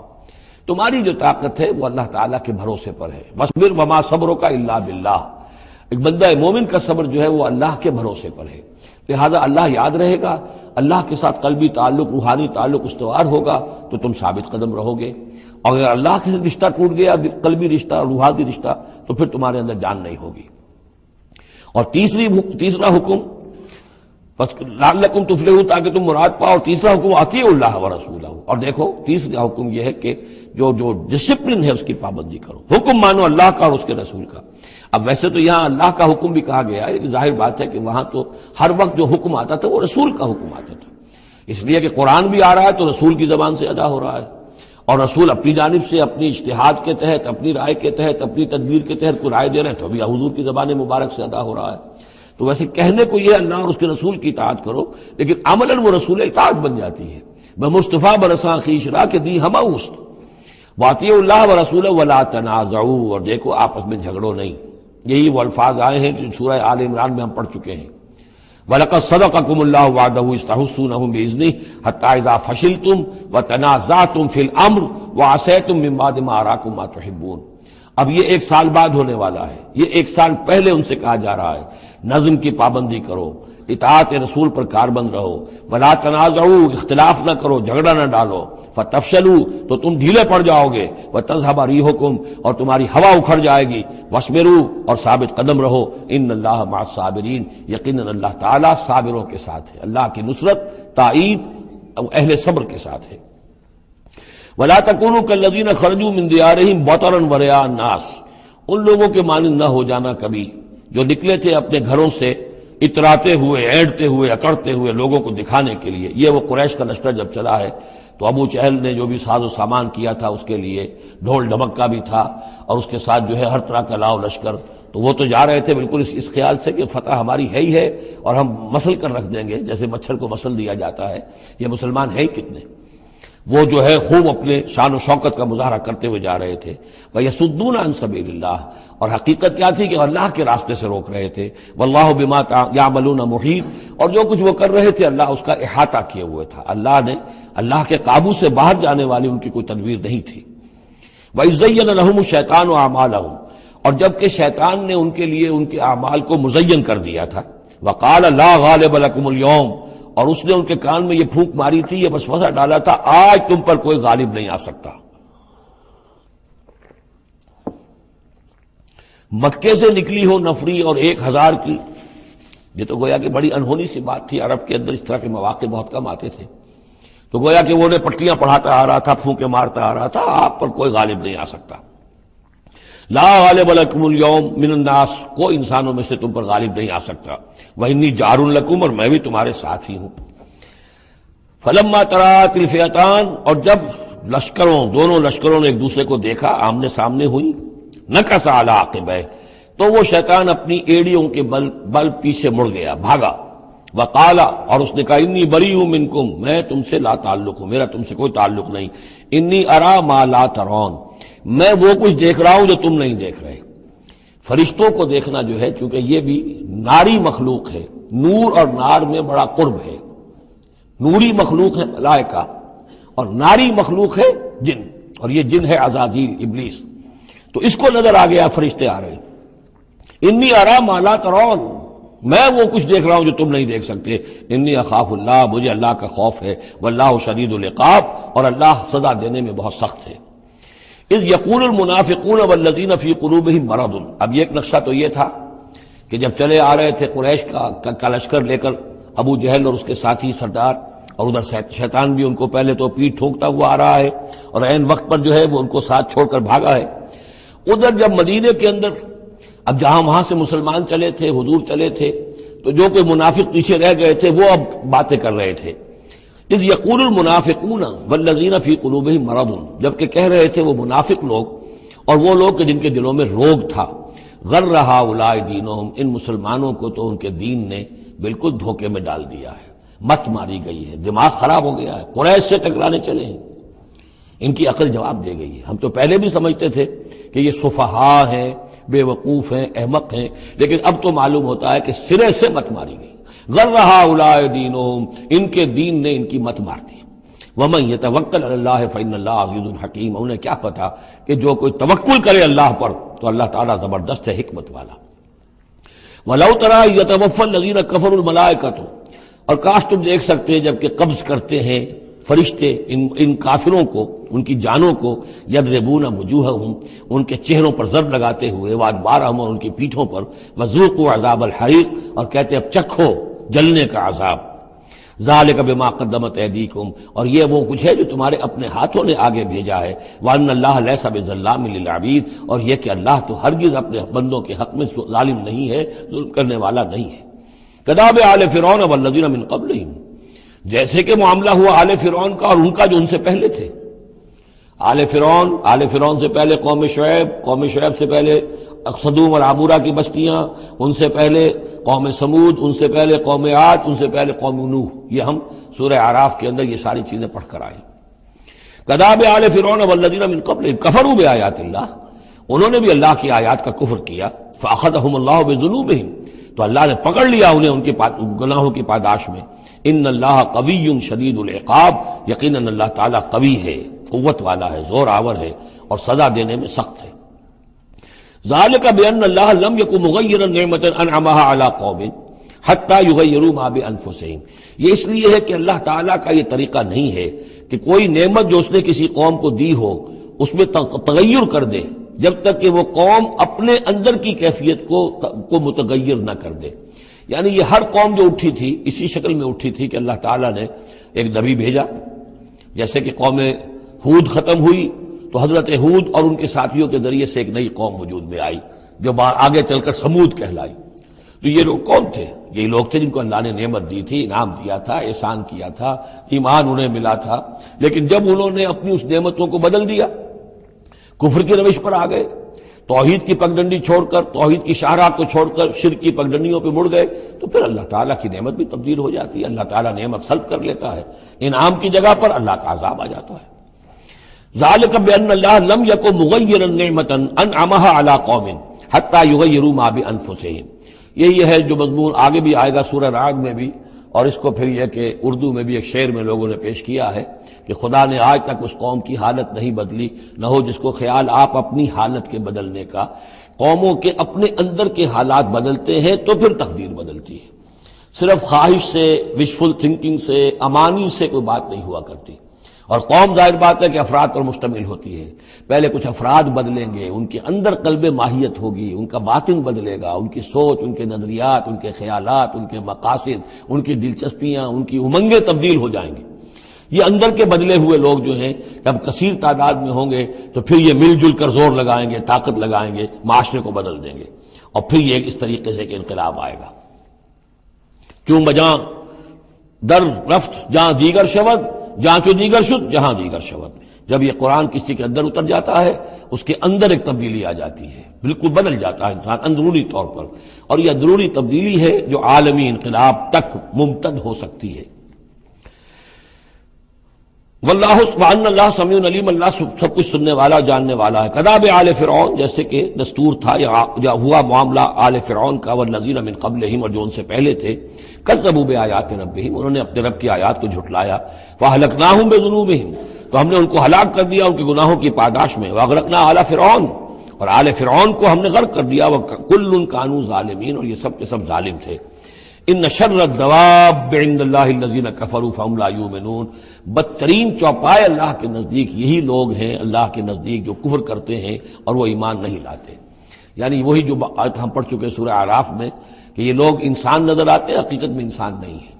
لہم قلوب لا یفقہون بہا ولہم اعین لا یبصرون بہا ولہم آذان لا یسمعون بہا اولئک کالانعام بل ہم اضل، وہ چوپایوں کے مانند ہیں بلکہ ان سے بھی گئے گزرے۔ اس لیے شر الدواب کہا گیا، تمام جانداروں میں اور جمان چوپایوں میں، جانوروں میں سب سے برے لوگ جو ہیں وہ یہ انسان نما حیوان ہیں کہ جن کے اندر عقل نہیں، جن کے اندر شعور نہیں، جو ایمان سے خالی ہیں اور کفر پر اور صرف دنیا کی لذتوں پر ریجھ گئے۔ الذین عاہدت منہم ثم ینقضون عہدہم فی کل مرۃ وہم لا یتقون، وہ لوگ کہ جن سے آپ نے اے نبی معاہدہ کیا تھا پھر وہ ہر مرتبہ اپنا عہد توڑتے ہیں اور اس کا کوئی ڈر نہیں رکھتے۔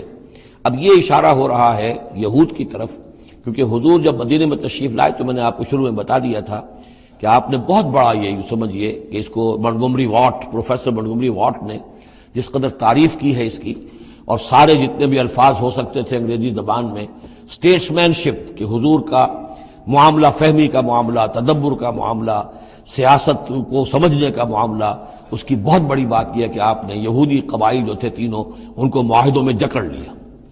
تو یہ ایک بہت بڑا آپ کا کارنامہ تھا، لیکن اب ظاہر بات ہے جکڑے تو وہ گئے، اندر سے وہ دشمنی کرتے تھے، ساز باز کرتے تھے۔ اوپر معاہدہ ہے، اندر سے ساز باز چل رہی ہے، پیغامات بھیجے جا رہے ہیں قریش کو کہ کیا کر رہے ہیں آپ لوگ، کیوں دیر کر رہے ہیں، کیوں نہیں حملہ کرتے، ہم اندر سے آپ کی مدد کریں گے۔ تو یہ خدمت ابھی چل رہی تھی۔ تو فرمایا الذین عاہدت منہم ثم ینقضون عہدہم، وہ لوگ کہ جن سے نبی آپ نے عہد کیا، معاہدے کیے، اور وہ یہ کہ اپنے معاہدے توڑ رہے ہیں، فی کل مرۃ، ہر بار، وہم لا یتقون، اور وہ ڈرتے نہیں ہیں۔ فإما تثقفنہم فی الحرب، تو اگر آپ پا جائیں انہیں جنگ میں فشرد بہم من خلفہم، تو ان کو ایسی سزا دیجئے کہ جو پیچھے ہیں ان کے ہوش ٹھکانے آ جائیں، لعلہم یذکرون، تاکہ انہیں عبرت حاصل ہو جائے۔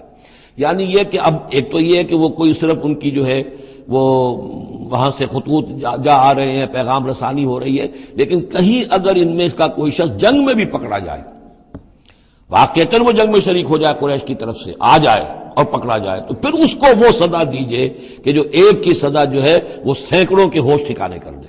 یہ ہے مطلب وَإِمَّا تَسْخَفَنَّهُمْ فِي الْحَرْبِ فَشَرِّدْ بِهِمْ، ایسی سزا ان کو دیجئے من خلفہم کے جو ان سے پیچھے ہیں ان کے بھی ہوش ٹھکانے ہو جائیں، لعلہم یذکرون، شاید کہ پھر وہ نصیحت پکڑ لیں۔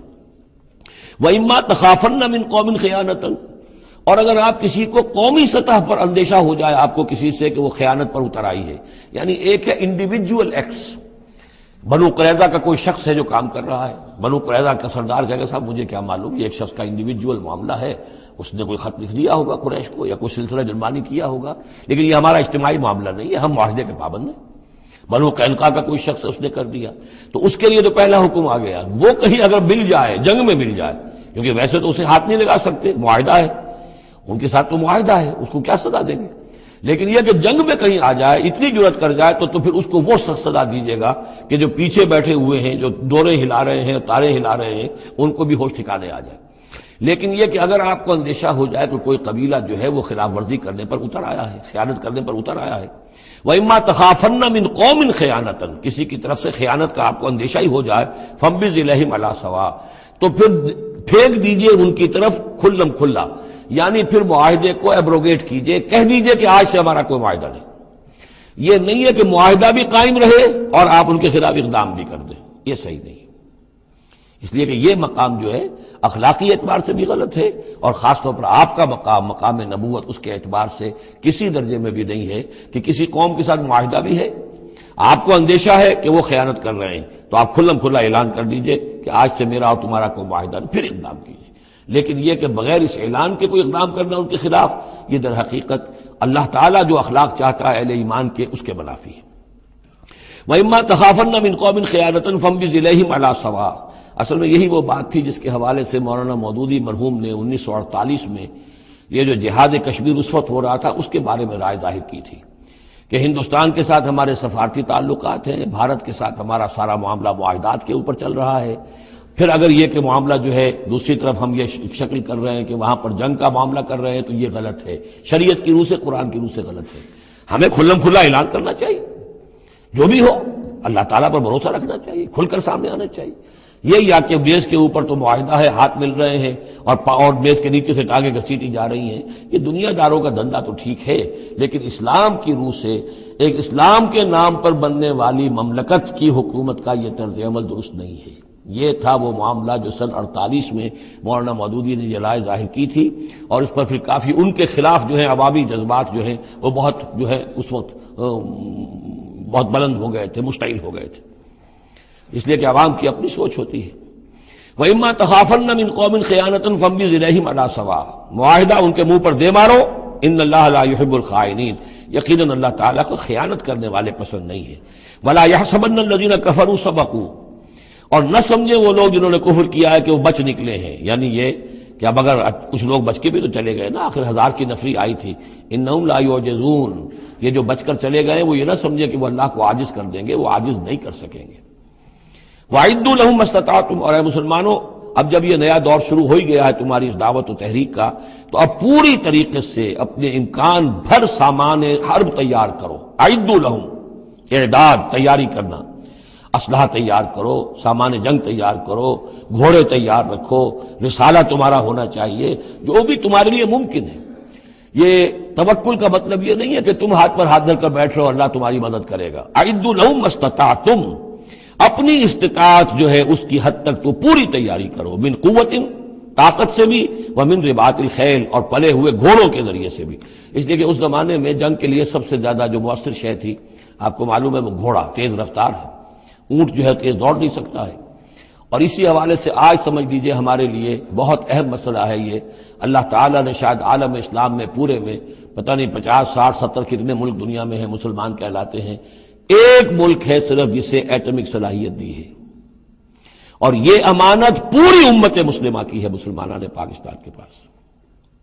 اور اس کے بارے میں اگر امریکہ کا دباؤ قبول کر لیا گیا تو یہ سب سے بڑی خیانت ہوگی اللہ کے ساتھ، امت مسلمہ کے ساتھ، اللہ کے دین کے ساتھ. وہ اسرائیل لے کر بیٹھا ہوا ہے ایٹم بم کے، اس کے پاس انبار لگے ہوئے، لیکن یہ ہے کہ ساری پالیسی جو چل رہی ہے وہ یہ کسی طریقے سے پاکستان کا، ایک عراق کے بارے میں اندیشہ ہوا تھا کہ اسے ایٹمی دانت نکل سکتے ہیں، اس ایک مرتبہ اس کا وہ ایٹمک پلانٹ جو ہے اس کا بھرکس نکال دیا تھا، دوسری مرتبہ یہ کہ اس کا پورا بھرکس ہی نکل گیا، اگلا پچھلا کھایا پیا سب اگلوا دیا.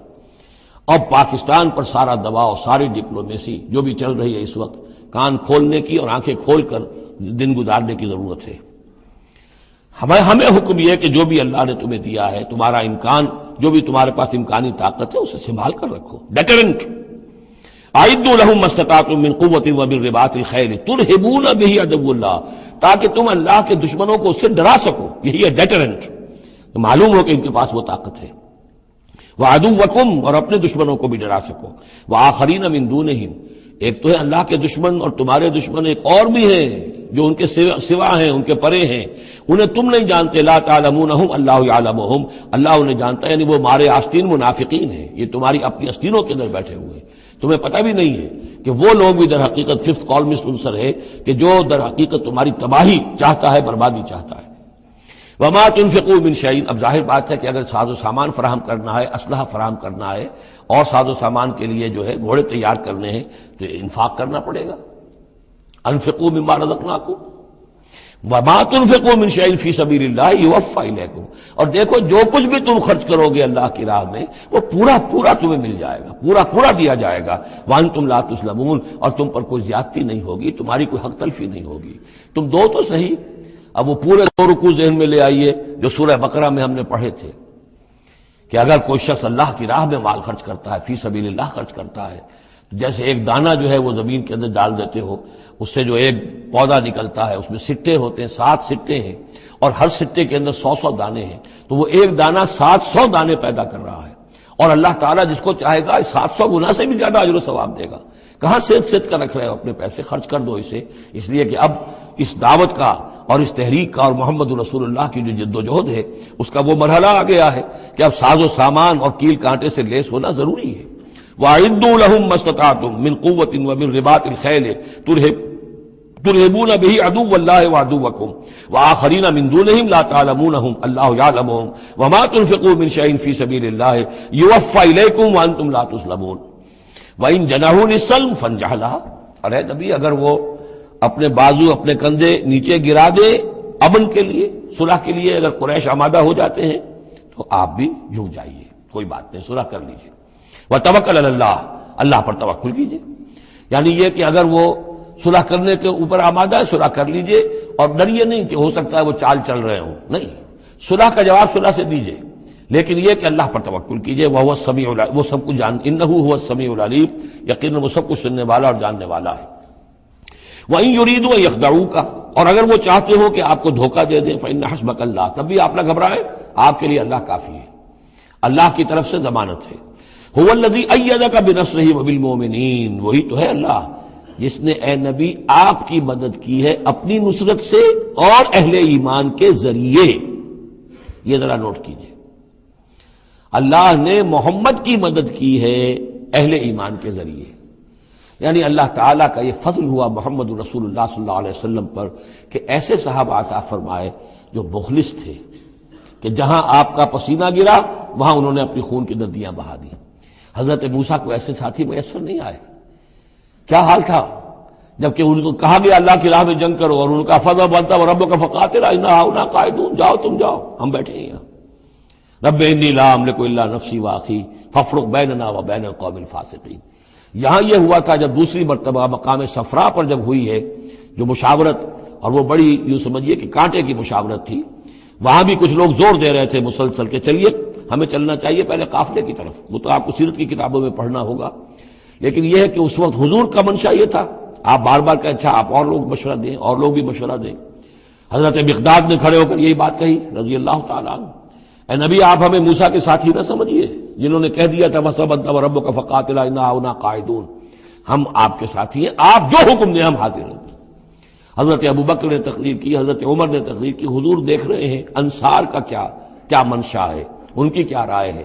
پھر کھڑے ہوئے حضرت سعد، انہوں نے کہا ہے کانک تعنینا یا رسول اللہ، اے اللہ کے رسول شاید آپ کا روح سخن ہماری جانب ہے، شاید اس وجہ سے کہ ہمارا جو معاہدہ ہوا تھا بیعت عقبہ ثانیہ میں وہ یہ تھا کہ اگر مدینے پر حملہ ہوگا تو ہم آپ کی حفاظت کریں گے، شاید یہ گمان ہے آپ کا۔ فَإِنَّا آمَنَّا بِكَ وَصَدَّقْنَاكَ، ہم آپ پر ایمان لا چکے، ہم نے آپ کی تصدیق کی، ہم نے آپ کو اللہ کا رسول مانا، اب ہمارے پاس کوئی آپشن نہیں ہے۔ خدا کی قسم اگر آپ اپنا گھوڑا سمندر میں ڈال دیں گے ہم بھی آپ کے پیچھے اپنی سواریاں سمندر میں ڈال دیں گے، اور خدا کی قسم اگر آپ ہمیں کہیں گے ہم اپنی اونٹنیوں کو دبلا کر دیں گے، برق الغماد تک جا پہنچیں گے، یعنی یمن کا شہر ہے برق الغماد، وہاں تک پہنچ جائیں گے چاہے ہماری اونٹنیاں لاغر ہو جائیں۔ اس کے بعد حضور کا چہرہ کھل اٹھا کہ انصار کی طرف سے بھی ان کے ایک رئیس نے یہ بات کہی ہے، پھر آپ نے کہا چلو اب بدر کی طرف۔ تو یہ اللہ تعالیٰ نے گویا کہ حضور کی مدد کی ہے اہل ایمان سے۔ هو الذی ایدک بنصرہ، ایک تو اللہ کی مدد آئی آسمان سے، فرشتے آئے، اور ایک وبالمؤمنین، اور اہل ایمان کے ذریعے سے آپ کی مدد کی ہے۔ من انصاری الی اللہ، کون ہے میرا مددگار اللہ کی راہ میں۔ وَأَلَّفَ بَيْنَ قُلُوبِهِمْ، اور ان اہل ایمان کے دلوں میں اللہ نے محبت پیدا کر دی۔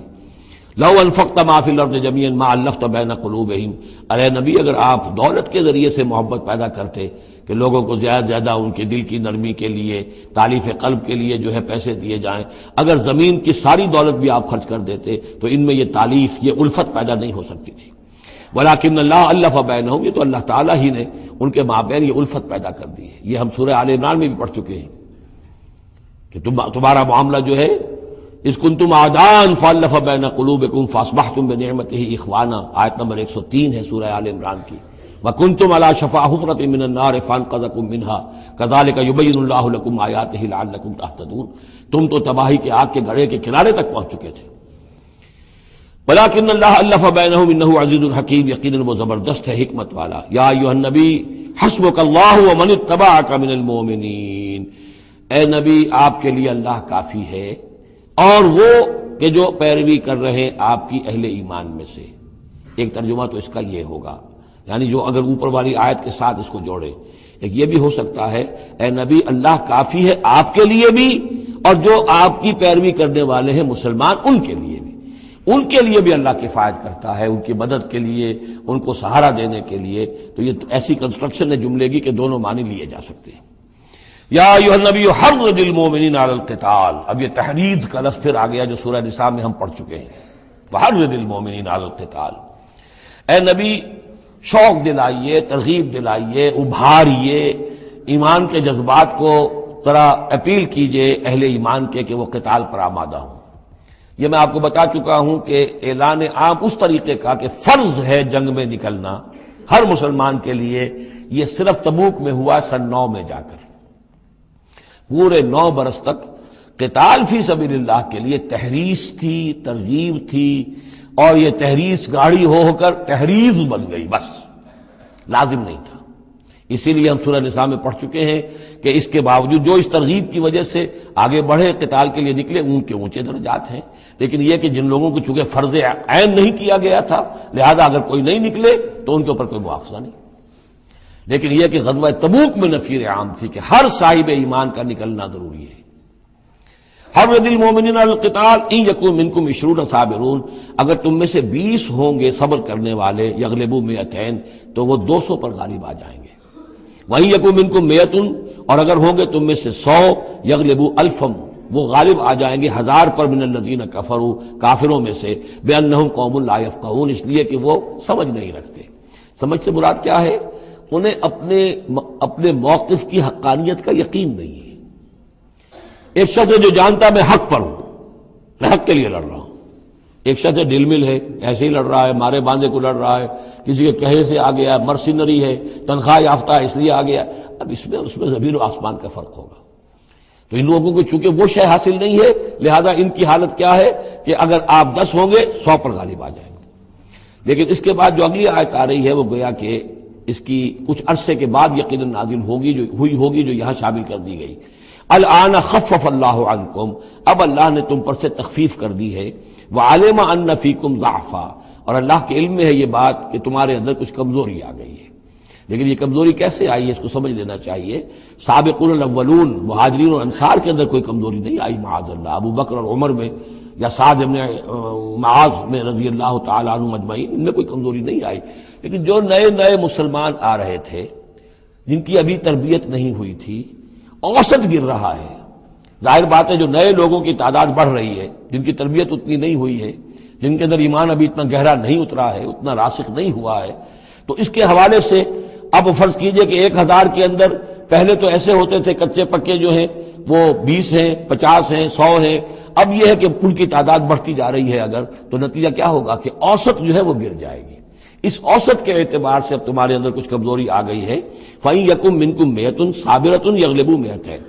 اب بھی یہ ہے کہ اگر تمہارے اندر 100 ہوں گے کہ جو صبر کرنے والے ہوں گے وہ 200 پر غالب آ جائیں گے. وَإِن يَكُن مِّنكُمْ أَلْفٌ، اور اگر تم میں سے 1000 ہوں گے يَغْلِبُوا أَلْفَيْنِ بِإِذْنِ اللَّهِ، تو وہ 2000 پر غالب آ جائیں گے اللہ کے اذن سے. وَاللَّهُ مَعَ الصَّابِرِينَ، اور یقیناً اللہ صبر کرنے والوں کے ساتھ ہے. مَا كَانَ لِنَبِيٍّ أَن يَكُونَ لَهُ أَسْرَىٰ. اب یہ ایک اور بہت نازک معاملہ ہوا جو غزوہ بدر کے بعد کہ وہ جو 70 قیدی پکڑے گئے ان کا کیا کیا جائے. جو قریش کے 70 قیدی، اب اس کی ایک شکل تو یہ تھی، مشاورت کی حضور نے، حضرت ابو بکر کی ایک رائے تھی، حضور کی اپنی رائے بھی وہی تھی، اس لیے کہ جو مزاج حضور کا تھا، آپ شفیق، نرم، رؤوف، رقیق القلب، یہی معاملہ حضرت ابو بکر کا تھا. حضرت عمر تھے سخت، اشدہم فی امر اللہ عمر. حضرت عمر کی یہ رائے تھی کہ ان سب کو قتل کر دینا چاہیے. اگر ہم نے فدیہ لے کر یا قوم معاف کر دیا، ویسے ہی چھوڑ دیا، یہ پھر دوبارہ آئیں گے، کفر کو تقویت حاصل ہوگی. تو اس کو تو جب تک کہ کفر کی کمر ٹوٹ نہ جائے، یہ سانپ جو ہے جب تک کہ پوری طرح کچلا نہ جائے، اس وقت تک جو ہے ہمیں کوئی نرمی نہیں کرنی چاہیے.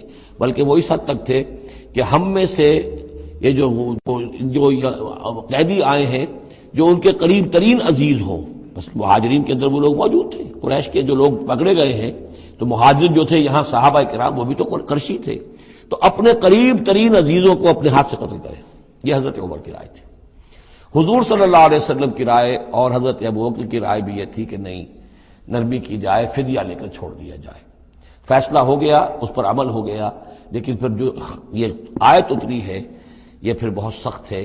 اس میں اس فیصلے کو غلط قرار دیا گیا. اگرچہ فیصلہ ہو گیا ٹھیک ہے، لیکن یہ کہ اس کے اوپر گرفت ہوئی ہے کہ یہ نہیں ہونا چاہیے تھا. یہ مضمون بنیادی طور پر یہ سورہ محمد میں آئے گا صلی اللہ علیہ وسلم، اور وہاں تفصیل کے ساتھ اس کی پوری بات آ چکی ہے. اور چونکہ سورہ محمد سورہ بقرہ سے بھی پہلے نازل ہو چکی تھی، سورۃ القتال، اس حوالے سے یہ بات جو ہے بہت اہم ہے کہ اس میں یہ قاعدہ قانون آ چکا تھا. اس کے باوجود اس بات کا ہو جانا یہ گویا کہ ایک طرح سے ایک کوتاہی ہوئی ہے، وقتی طور پر نظر انداز ہو گیا اللہ تعالیٰ کا مستقل حکم. ما کان لنبی ان یکون لہ اسریٰ، کسی نبی کے لیے یہ جائز نہیں ہے کہ اس کے پاس قیدی ہوں، حتی یسخن فی الارض، جب تک کہ زمین کے اندر خوب خوریزی نہ ہو لے، یعنی باطل کی کمر نہ توڑی جا چکی ہو، اس وقت تک قیدی رکھنا. قیدی رکھنے کا مطلب یہ کہ وہ زندہ رہیں گے، آج نہیں تو کل انہیں چھوڑنا پڑے گا. آپ چھوڑیں گے ان کو، وہ پھر کفر کی تقویت کا باعث بنیں گے. تريدون عرض الدنیا، تم دنیا کا ساز و سامان چاہتے ہو، یعنی فدیہ ملے گا، مال ملے گا. اب یہ ظاہر بات ہے کہ نہ حضور کی یہ نیت ہو سکتی تھی معاذ اللہ، اور نہ حضرت ابو بکر کی، لیکن اللہ تعالیٰ کا معاملہ ہے.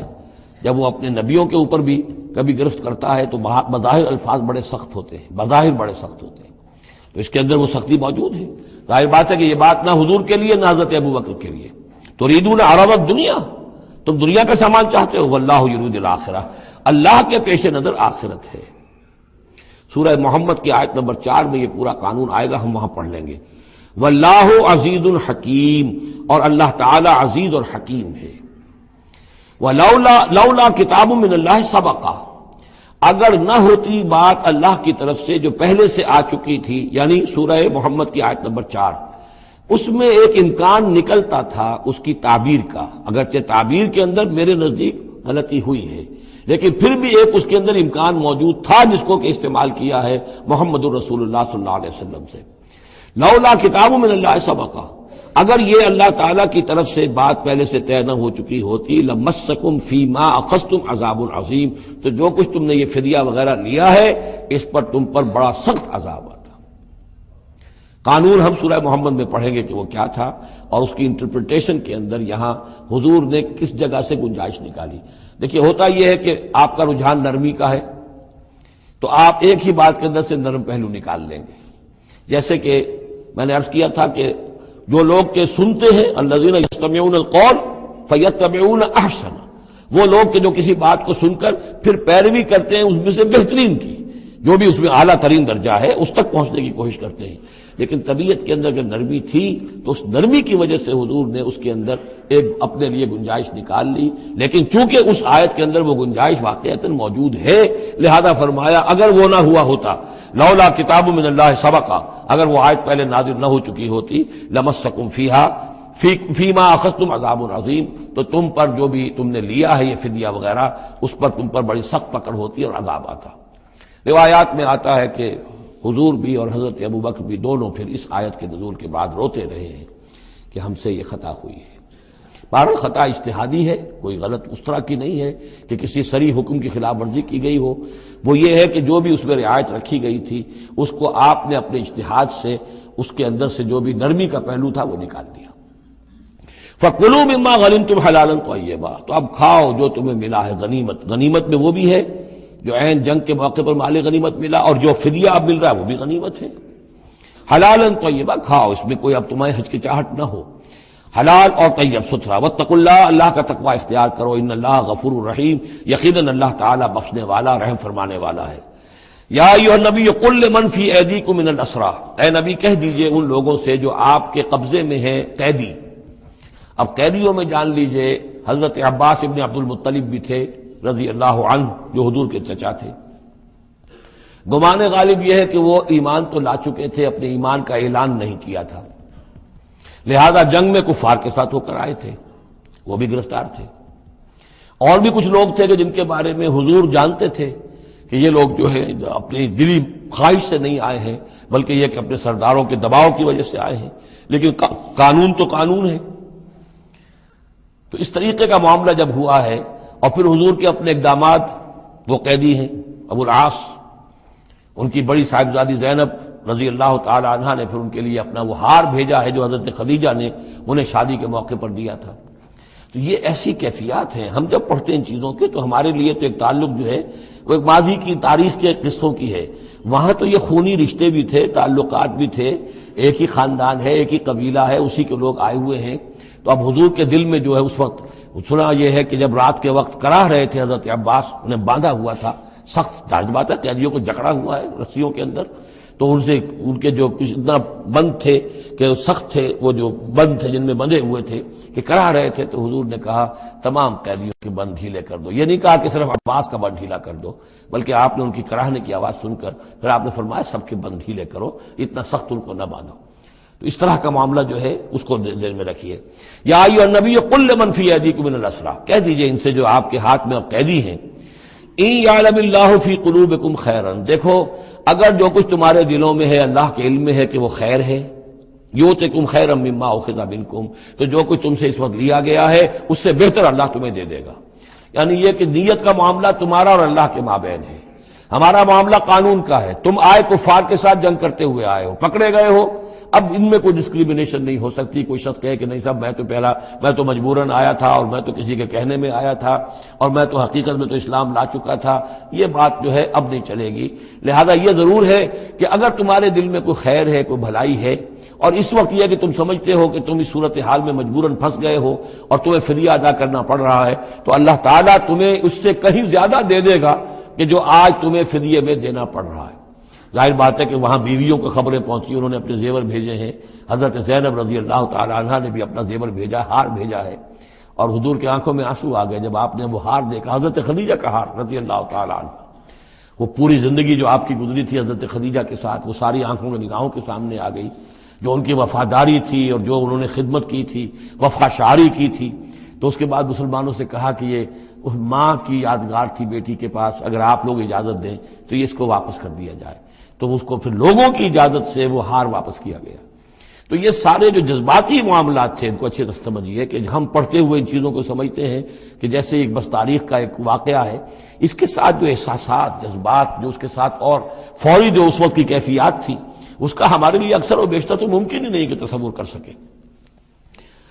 یا ایھا النبی قل لمن فی ایدیکم من الاسری، اے نبی کہہ دیجئے ان لوگوں سے جو آپ لوگوں کے قبضے میں ہیں اس وقت ان قیدیوں میں سے، ان یعلم اللہ فی قلوبکم خیرا، اگر اللہ کے علم میں ہے کہ تمہارے دل میں خیر ہے، یؤتکم خیرا مما اخذ منکم، تو جو کچھ تم سے لیا گیا ہے اللہ اس سے بہتر تمہیں دے دے گا، ویغفر لکم، اور تمہیں بخش دے گا، واللہ غفور الرحیم، اور اللہ غفور الرحیم ہے۔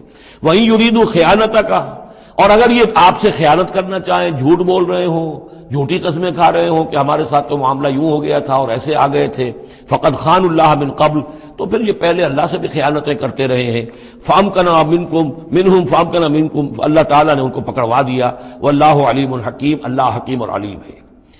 اب یہ یوں سمجھیے کہ کنکلوڈنگ آیات ہے سورہ مبارکہ کی، ان الذین آمنوا وہاجروا وجاہدوا باموالہم وانفسہم فی سبیل اللہ والذین آووا ونصروا اولئک بعضهم اولیاء بعض، یقیناً وہ لوگ جو ایمان لائے اور جنہوں نے ہجرت کی اور جہاد کیا اپنے اموالوں اور جانوں کے ساتھ اللہ کی راہ میں، اور وہ لوگ جنہوں نے انہیں پناہ دی اور ان کی مدد کی، اولئک بعضهم اولیاء بعض، یہ وہ لوگ ہیں کہ جو ایک دوسرے کے ساتھی ہیں، رفیق ہیں۔ یہ آپ نے بات سمجھ لی۔ اس وقت تک مسلمان معاشرہ جو ہے یہ دو حصوں میں علیحدہ علیحدہ منقسم تھا، مہاجرین، انصار۔ اگرچہ مہاجرین اور انصار کو بھائی بھائی بنایا جا چکا تھا، لیکن ظاہر بات ہے کہ صرف اس طرح کے تعلق سے وہ پورا جو قبائلی نظام جو ہے وہ ایک دم تو تلپٹ نہیں ہو جاتا۔ تو اس وقت تک جو صورتحال بھی یہ ہے کہ جو پہلے جو 8 مہمیں حضور نے بھیجی ہیں اس میں کسی انصاری کو شریک نہیں کیا، وہ ایکسکلوسیولی مہاجر فینومینن تھا۔ جنگ بدر میں پہلی مرتبہ جو ہے انصار شریک ہوئے ہیں، ورنہ پہلے صرف مہاجرین تھے۔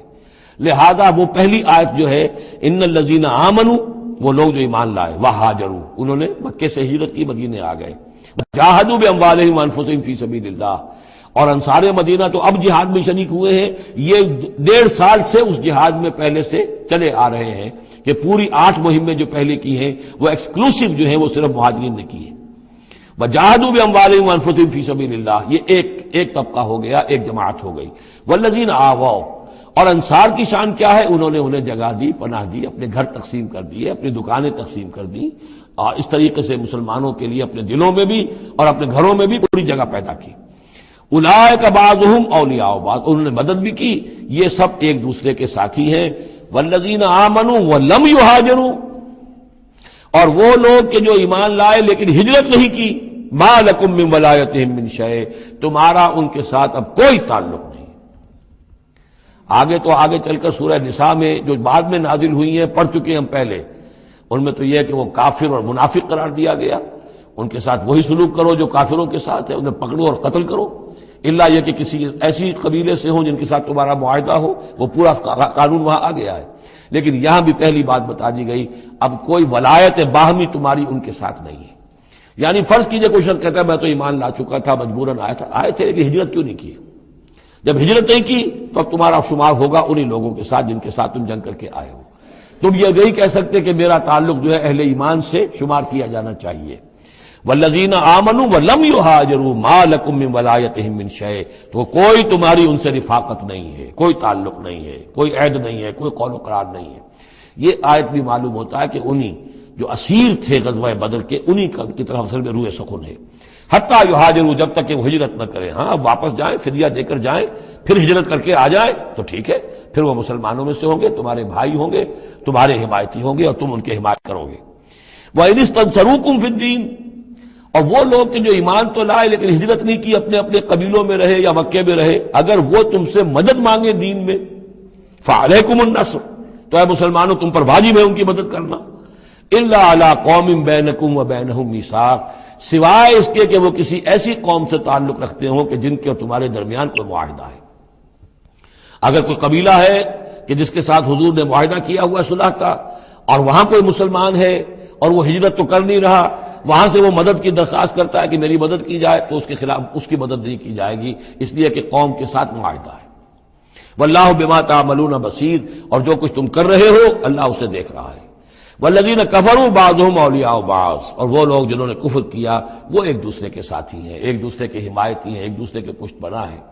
عرب قبائلی معاشرے کے اندر یہ جو ولایت کا معاملہ ہوتا تھا، اس میں پھر یہ ذمہ داریاں بھی آتی تھیں۔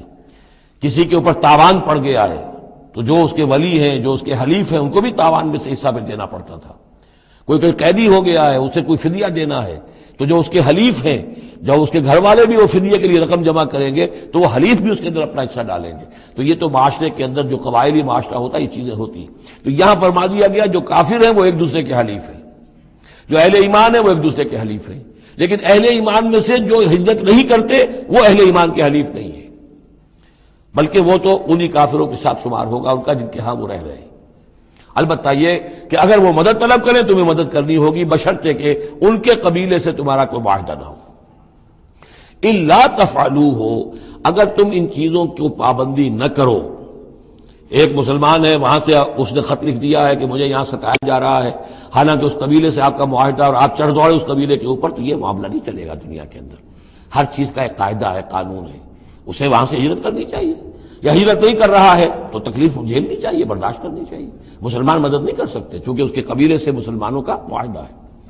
الا تفعلوہ، اگر یہ قواعد و ضوابط پیش نظر نہیں رکھو گے، ان کی پابندی نہیں کرو گے، تکن فتنۃ، تو پھر تو یہ ہے کہ فساد برپا ہو جائے گا، فتنہ پھیلے گا، فی الارض و فساد کبیر، اور بہت بڑی جو ہے بدامنی ہو جائے گی۔ اب وہ آیت آگے جس کا میں نے ذکر کیا تھا، والذین آمنوا وہاجروا وجاہدوا فی سبیل اللہ والذین آووا ونصروا اولئک هم المؤمنون حقا۔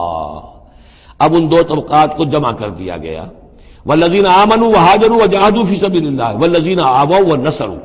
ویسے یہ کہ وہ لوگ جو ایمان لائے اور جنہوں نے ہجرت کی اور جنہوں نے جہاد کیا اللہ کی راہ میں، یعنی یہ مہاجرین، والذین آووا، اور وہ انصار مدینہ جنہوں نے انہیں پناہ دی، انہیں جگہ دی، انہیں اکوموڈیٹ کیا، والذین آووا ونصروا، اور نصرت کی، اولئک هم المؤمنون حقا لهم مغفرۃ ورزق کریم، ان کے لیے مغفرت ہے اور رزق کریم ہے۔ تو مومن حقیقی کی تعریف یہاں پر جو آئی ہے دو حصوں میں بٹ کر، وہ میں چاہتا ہوں کہ پھر اچھی طریقے سے آپ سمجھ لیں، انتہائی اہم بات ہے یہ۔ ایک مسلمان کے لیے بنی الاسلام علی خمس، 5 چیزیں ہیں، کلمہ شہادت، نماز، روزہ، حج، زکوٰۃ۔ لیکن حقیقی مومن ہونے کے لیے 2 چیزیں اور بڑھیں گی، صرف شہادت نہیں، یقین قلبی، اور نماز، روزہ، حج، زکوٰۃ کے ساتھ جہاد فی سبیل اللہ۔ گویا کہ 7 چیزیں ہوں گی، 7 شرطیں پوری ہوں گی تو ایک شخص بندہ مومن کہلائے گا۔ یہ تعریف ہے کہ جو سورہ الحجرات کی آیت نمبر 14-15 میں آئی، وہاں پہلے فرمایا قالت الاعراب آمنا قل لم تؤمنوا ولکن قولوا اسلمنا ولما يدخل الايمان في قلوبكم۔ یہ بدو کہہ رہے ہیں ہم ایمان لے آئے، اے نبی ان سے کہہ دیجئے تم ایمان نہیں لائے ہو، بلکہ یوں کہو کہ ہم مسلمان ہو گئے، ہم نے اطاعت قبول کر لی ہے، ابھی تک ایمان تمہارے دلوں میں داخل نہیں ہوا۔ اب اگلی آیت میں پھر اسی سیاق کے اندر اگلی آیت میں مومن کون ہے؟ انما المؤمنون الذين آمنوا بالله ورسوله ثم لم يرتابوا۔ مومن تو وہ ہیں جو ایمان لائیں اللہ پر، اس کے رسول پر، پھر شک نہ باقی رہے، یقین بن جائے۔ اور دوسرے وجاہدوا باموالہم وانفسہم فی سبیل اللہ، اور وہ جہاد کریں اللہ کی راہ میں اپنی جانوں اور مالوں کے ساتھ، اولئک هم الصادقون، صرف وہ سچے ہیں۔ اس کو میں نے پرکار سے تشبیہ دی تھی۔ اب اگر وہ دل میں یقین ہے تو اس کی کیا کیفیات پیدا ہو جائیں گی؟ دلی یقین کی کیفیات وہ شروع میں آ گئی ہیں۔ انما المؤمنون الذین اذا ذکر اللہ وجلت قلوبہم، اہل ایمان تو وہ ہیں حقیقت میں کہ جب اللہ کی یاد کرتے ہیں، اللہ کا ذکر ہوتا ہے، ان کے دل لرز اٹھتے ہیں۔ وَإِذَا تُلِيَتْ عَلَيْهِمْ آيَاتُهُ زَادَتْهُمْ ایمانا، جب ان کو اللہ کی آیات پڑھ کر سنائی جاتی ہیں ان کے ایمان میں اضافہ ہوتا ہے۔ وَعَلَىٰ رَبِّهِمْ يَتَوَكَّلُونَ، ان کا توکل، ان کا بھروسہ کل کا کل اللہ کی ذات پر ہے۔ الذین یقیمون الصلاۃ ومما رزقناہم ينفقون، اور وہ لوگ جو نماز قائم کرتے ہیں اور انفاق کرتے ہیں اللہ کی راہ میں اس میں سے جو ہم نے دیا۔ اولئک هم المؤمنون حقا، یہ ہے سچے مومن، پکے مومن۔ لیکن یہ مومن کی شخصیت کی تصویر کا ایک رخ ہے۔ بدقسمتی سے ہمارے ہاں یہ 2 رخ علیحدہ ہو گئے۔ معاملہ یہ ہے کہ یہ ورق، اس ورق کا ایک صفحہ یہ ہے، ایک صفحہ یہ ہے، یہ انسیپریبل ہے، صفحات کو جدا نہیں کر سکتے آپ۔ ورق ایک ہے، اس کا ایک رخ یہ ہے صفحہ، ایک رخ یہ ہے صفحہ۔ مومن کی شخصیت کا ایک صفحہ، اس کی تصویر کا ایک رخ یہ ہے، دل میں یقین ہے، اللہ کی یاد کرتا ہے، دل لرزتا ہے، آیات قرآنی پڑھتا ہے یا سنتا ہے، دل میں ایمان بڑھتا ہے، ہر معاملے میں توکل، اس کا بھروسہ اللہ کی ذات پر ہے، نماز قائم کیے ہوئے ہے، زکوٰۃ ادا کرتا ہے، اللہ کی راہ میں خرچ کرتا ہے، یہ شخصیت کا ایک رخ ہو گیا، اولئک هم المؤمنون حقا۔ لیکن یہ ایک رخ ہے، اور دوسرا رخ کیا ہے؟ وہ ہم والذین آمنوا وہاجروا وجاہدوا فی سبیل اللہ والذین آووا ونصروا اولئک هم المؤمنون حقا۔ اور وہ لوگ جو ایمان لائے، جنہوں نے ہجرت کی، جنہوں نے جہاد کیا اللہ کی راہ میں، اور وہ لوگ جنہوں نے انہیں جگہ دی، پناہ دی اور ان کی مدد کی، یہ ہے مومن سچے۔ تو تصویر کے ان دونوں رخوں کو جوڑیے، یہ ہے اصل میں جو آج کی ضرورت ہے۔ صحابہ کرام کی شخصیتوں میں یہ دونوں رخ تھے۔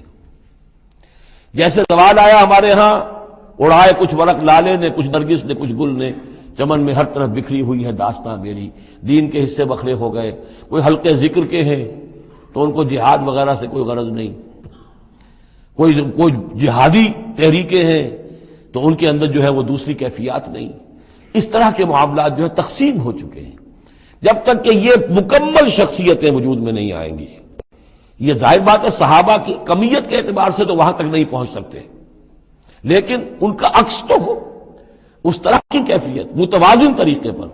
اگر 25% ادھر ہے 25% ادھر بھی ہو، 10% ادھر ہے 10% ادھر بھی ہو، لیکن ایک ہی طرف 70% ہو جائے، دوسری طرف 0 ہو، وہ معاملہ گڑبڑ ہے۔ یہ دونوں جو رخ ہے شخصیت کے، ان کو جمع کرنے کی ضرورت ہے۔ اولئک هم المؤمنون حقا لهم مغفرۃ ورزق کریم، ان کے لیے مغفرت ہے اور رزق کریم ہے۔ اللہم ربنا اجعلنا منہم، اللہم ربنا اجعلنا منہم والذین آمنوا من بعد وہاجروا وجاہدوا، اور جو لوگ بعد میں ایمان لائے یا لائیں گے اور ہجرت کریں، جہاد کریں، وجاہدوا معکم، تمہارے ساتھ ہو کر جہاد کریں، فاولئک منکم، تو اے مسلمانوں وہ تم ہی میں سے ہیں، تمہاری جماعت، تمہاری امت حزب اللہ کے حصے ہوں گے۔ وَأُولُو الْأَرْحَامِ بَعْضُهُمْ أَوْلَىٰ بِبَعْضٍ فِي کتاب اللہ، البتہ اللہ کا جو قانون ہے، جو شریعت ہے، مثلا جو وراثت کا معاملہ ہے، اس کا تعلق جو اولو الارحام کے ساتھ ہے۔ یہ جو بھائی چارہ تھا اس کے بنا پر وراثت نہیں ہے، وراثت ہوگی وہی جو رحمی رشتے ہیں جن کے بنا پر کہ وراثت کا قانون بنا دیا گیا۔ اولو الارحام بعضهم اولیٰ ببعض فی کتاب اللہ، اللہ کی شریعت کے ضابطے کے قانون میں بہرحال جو رحمی رشتے ہیں وہ یقیناً مقدم ہیں۔ ان اللہ بکل شیء علیم، یقیناً اللہ تعالی ہر چیز کا علم رکھتا ہے۔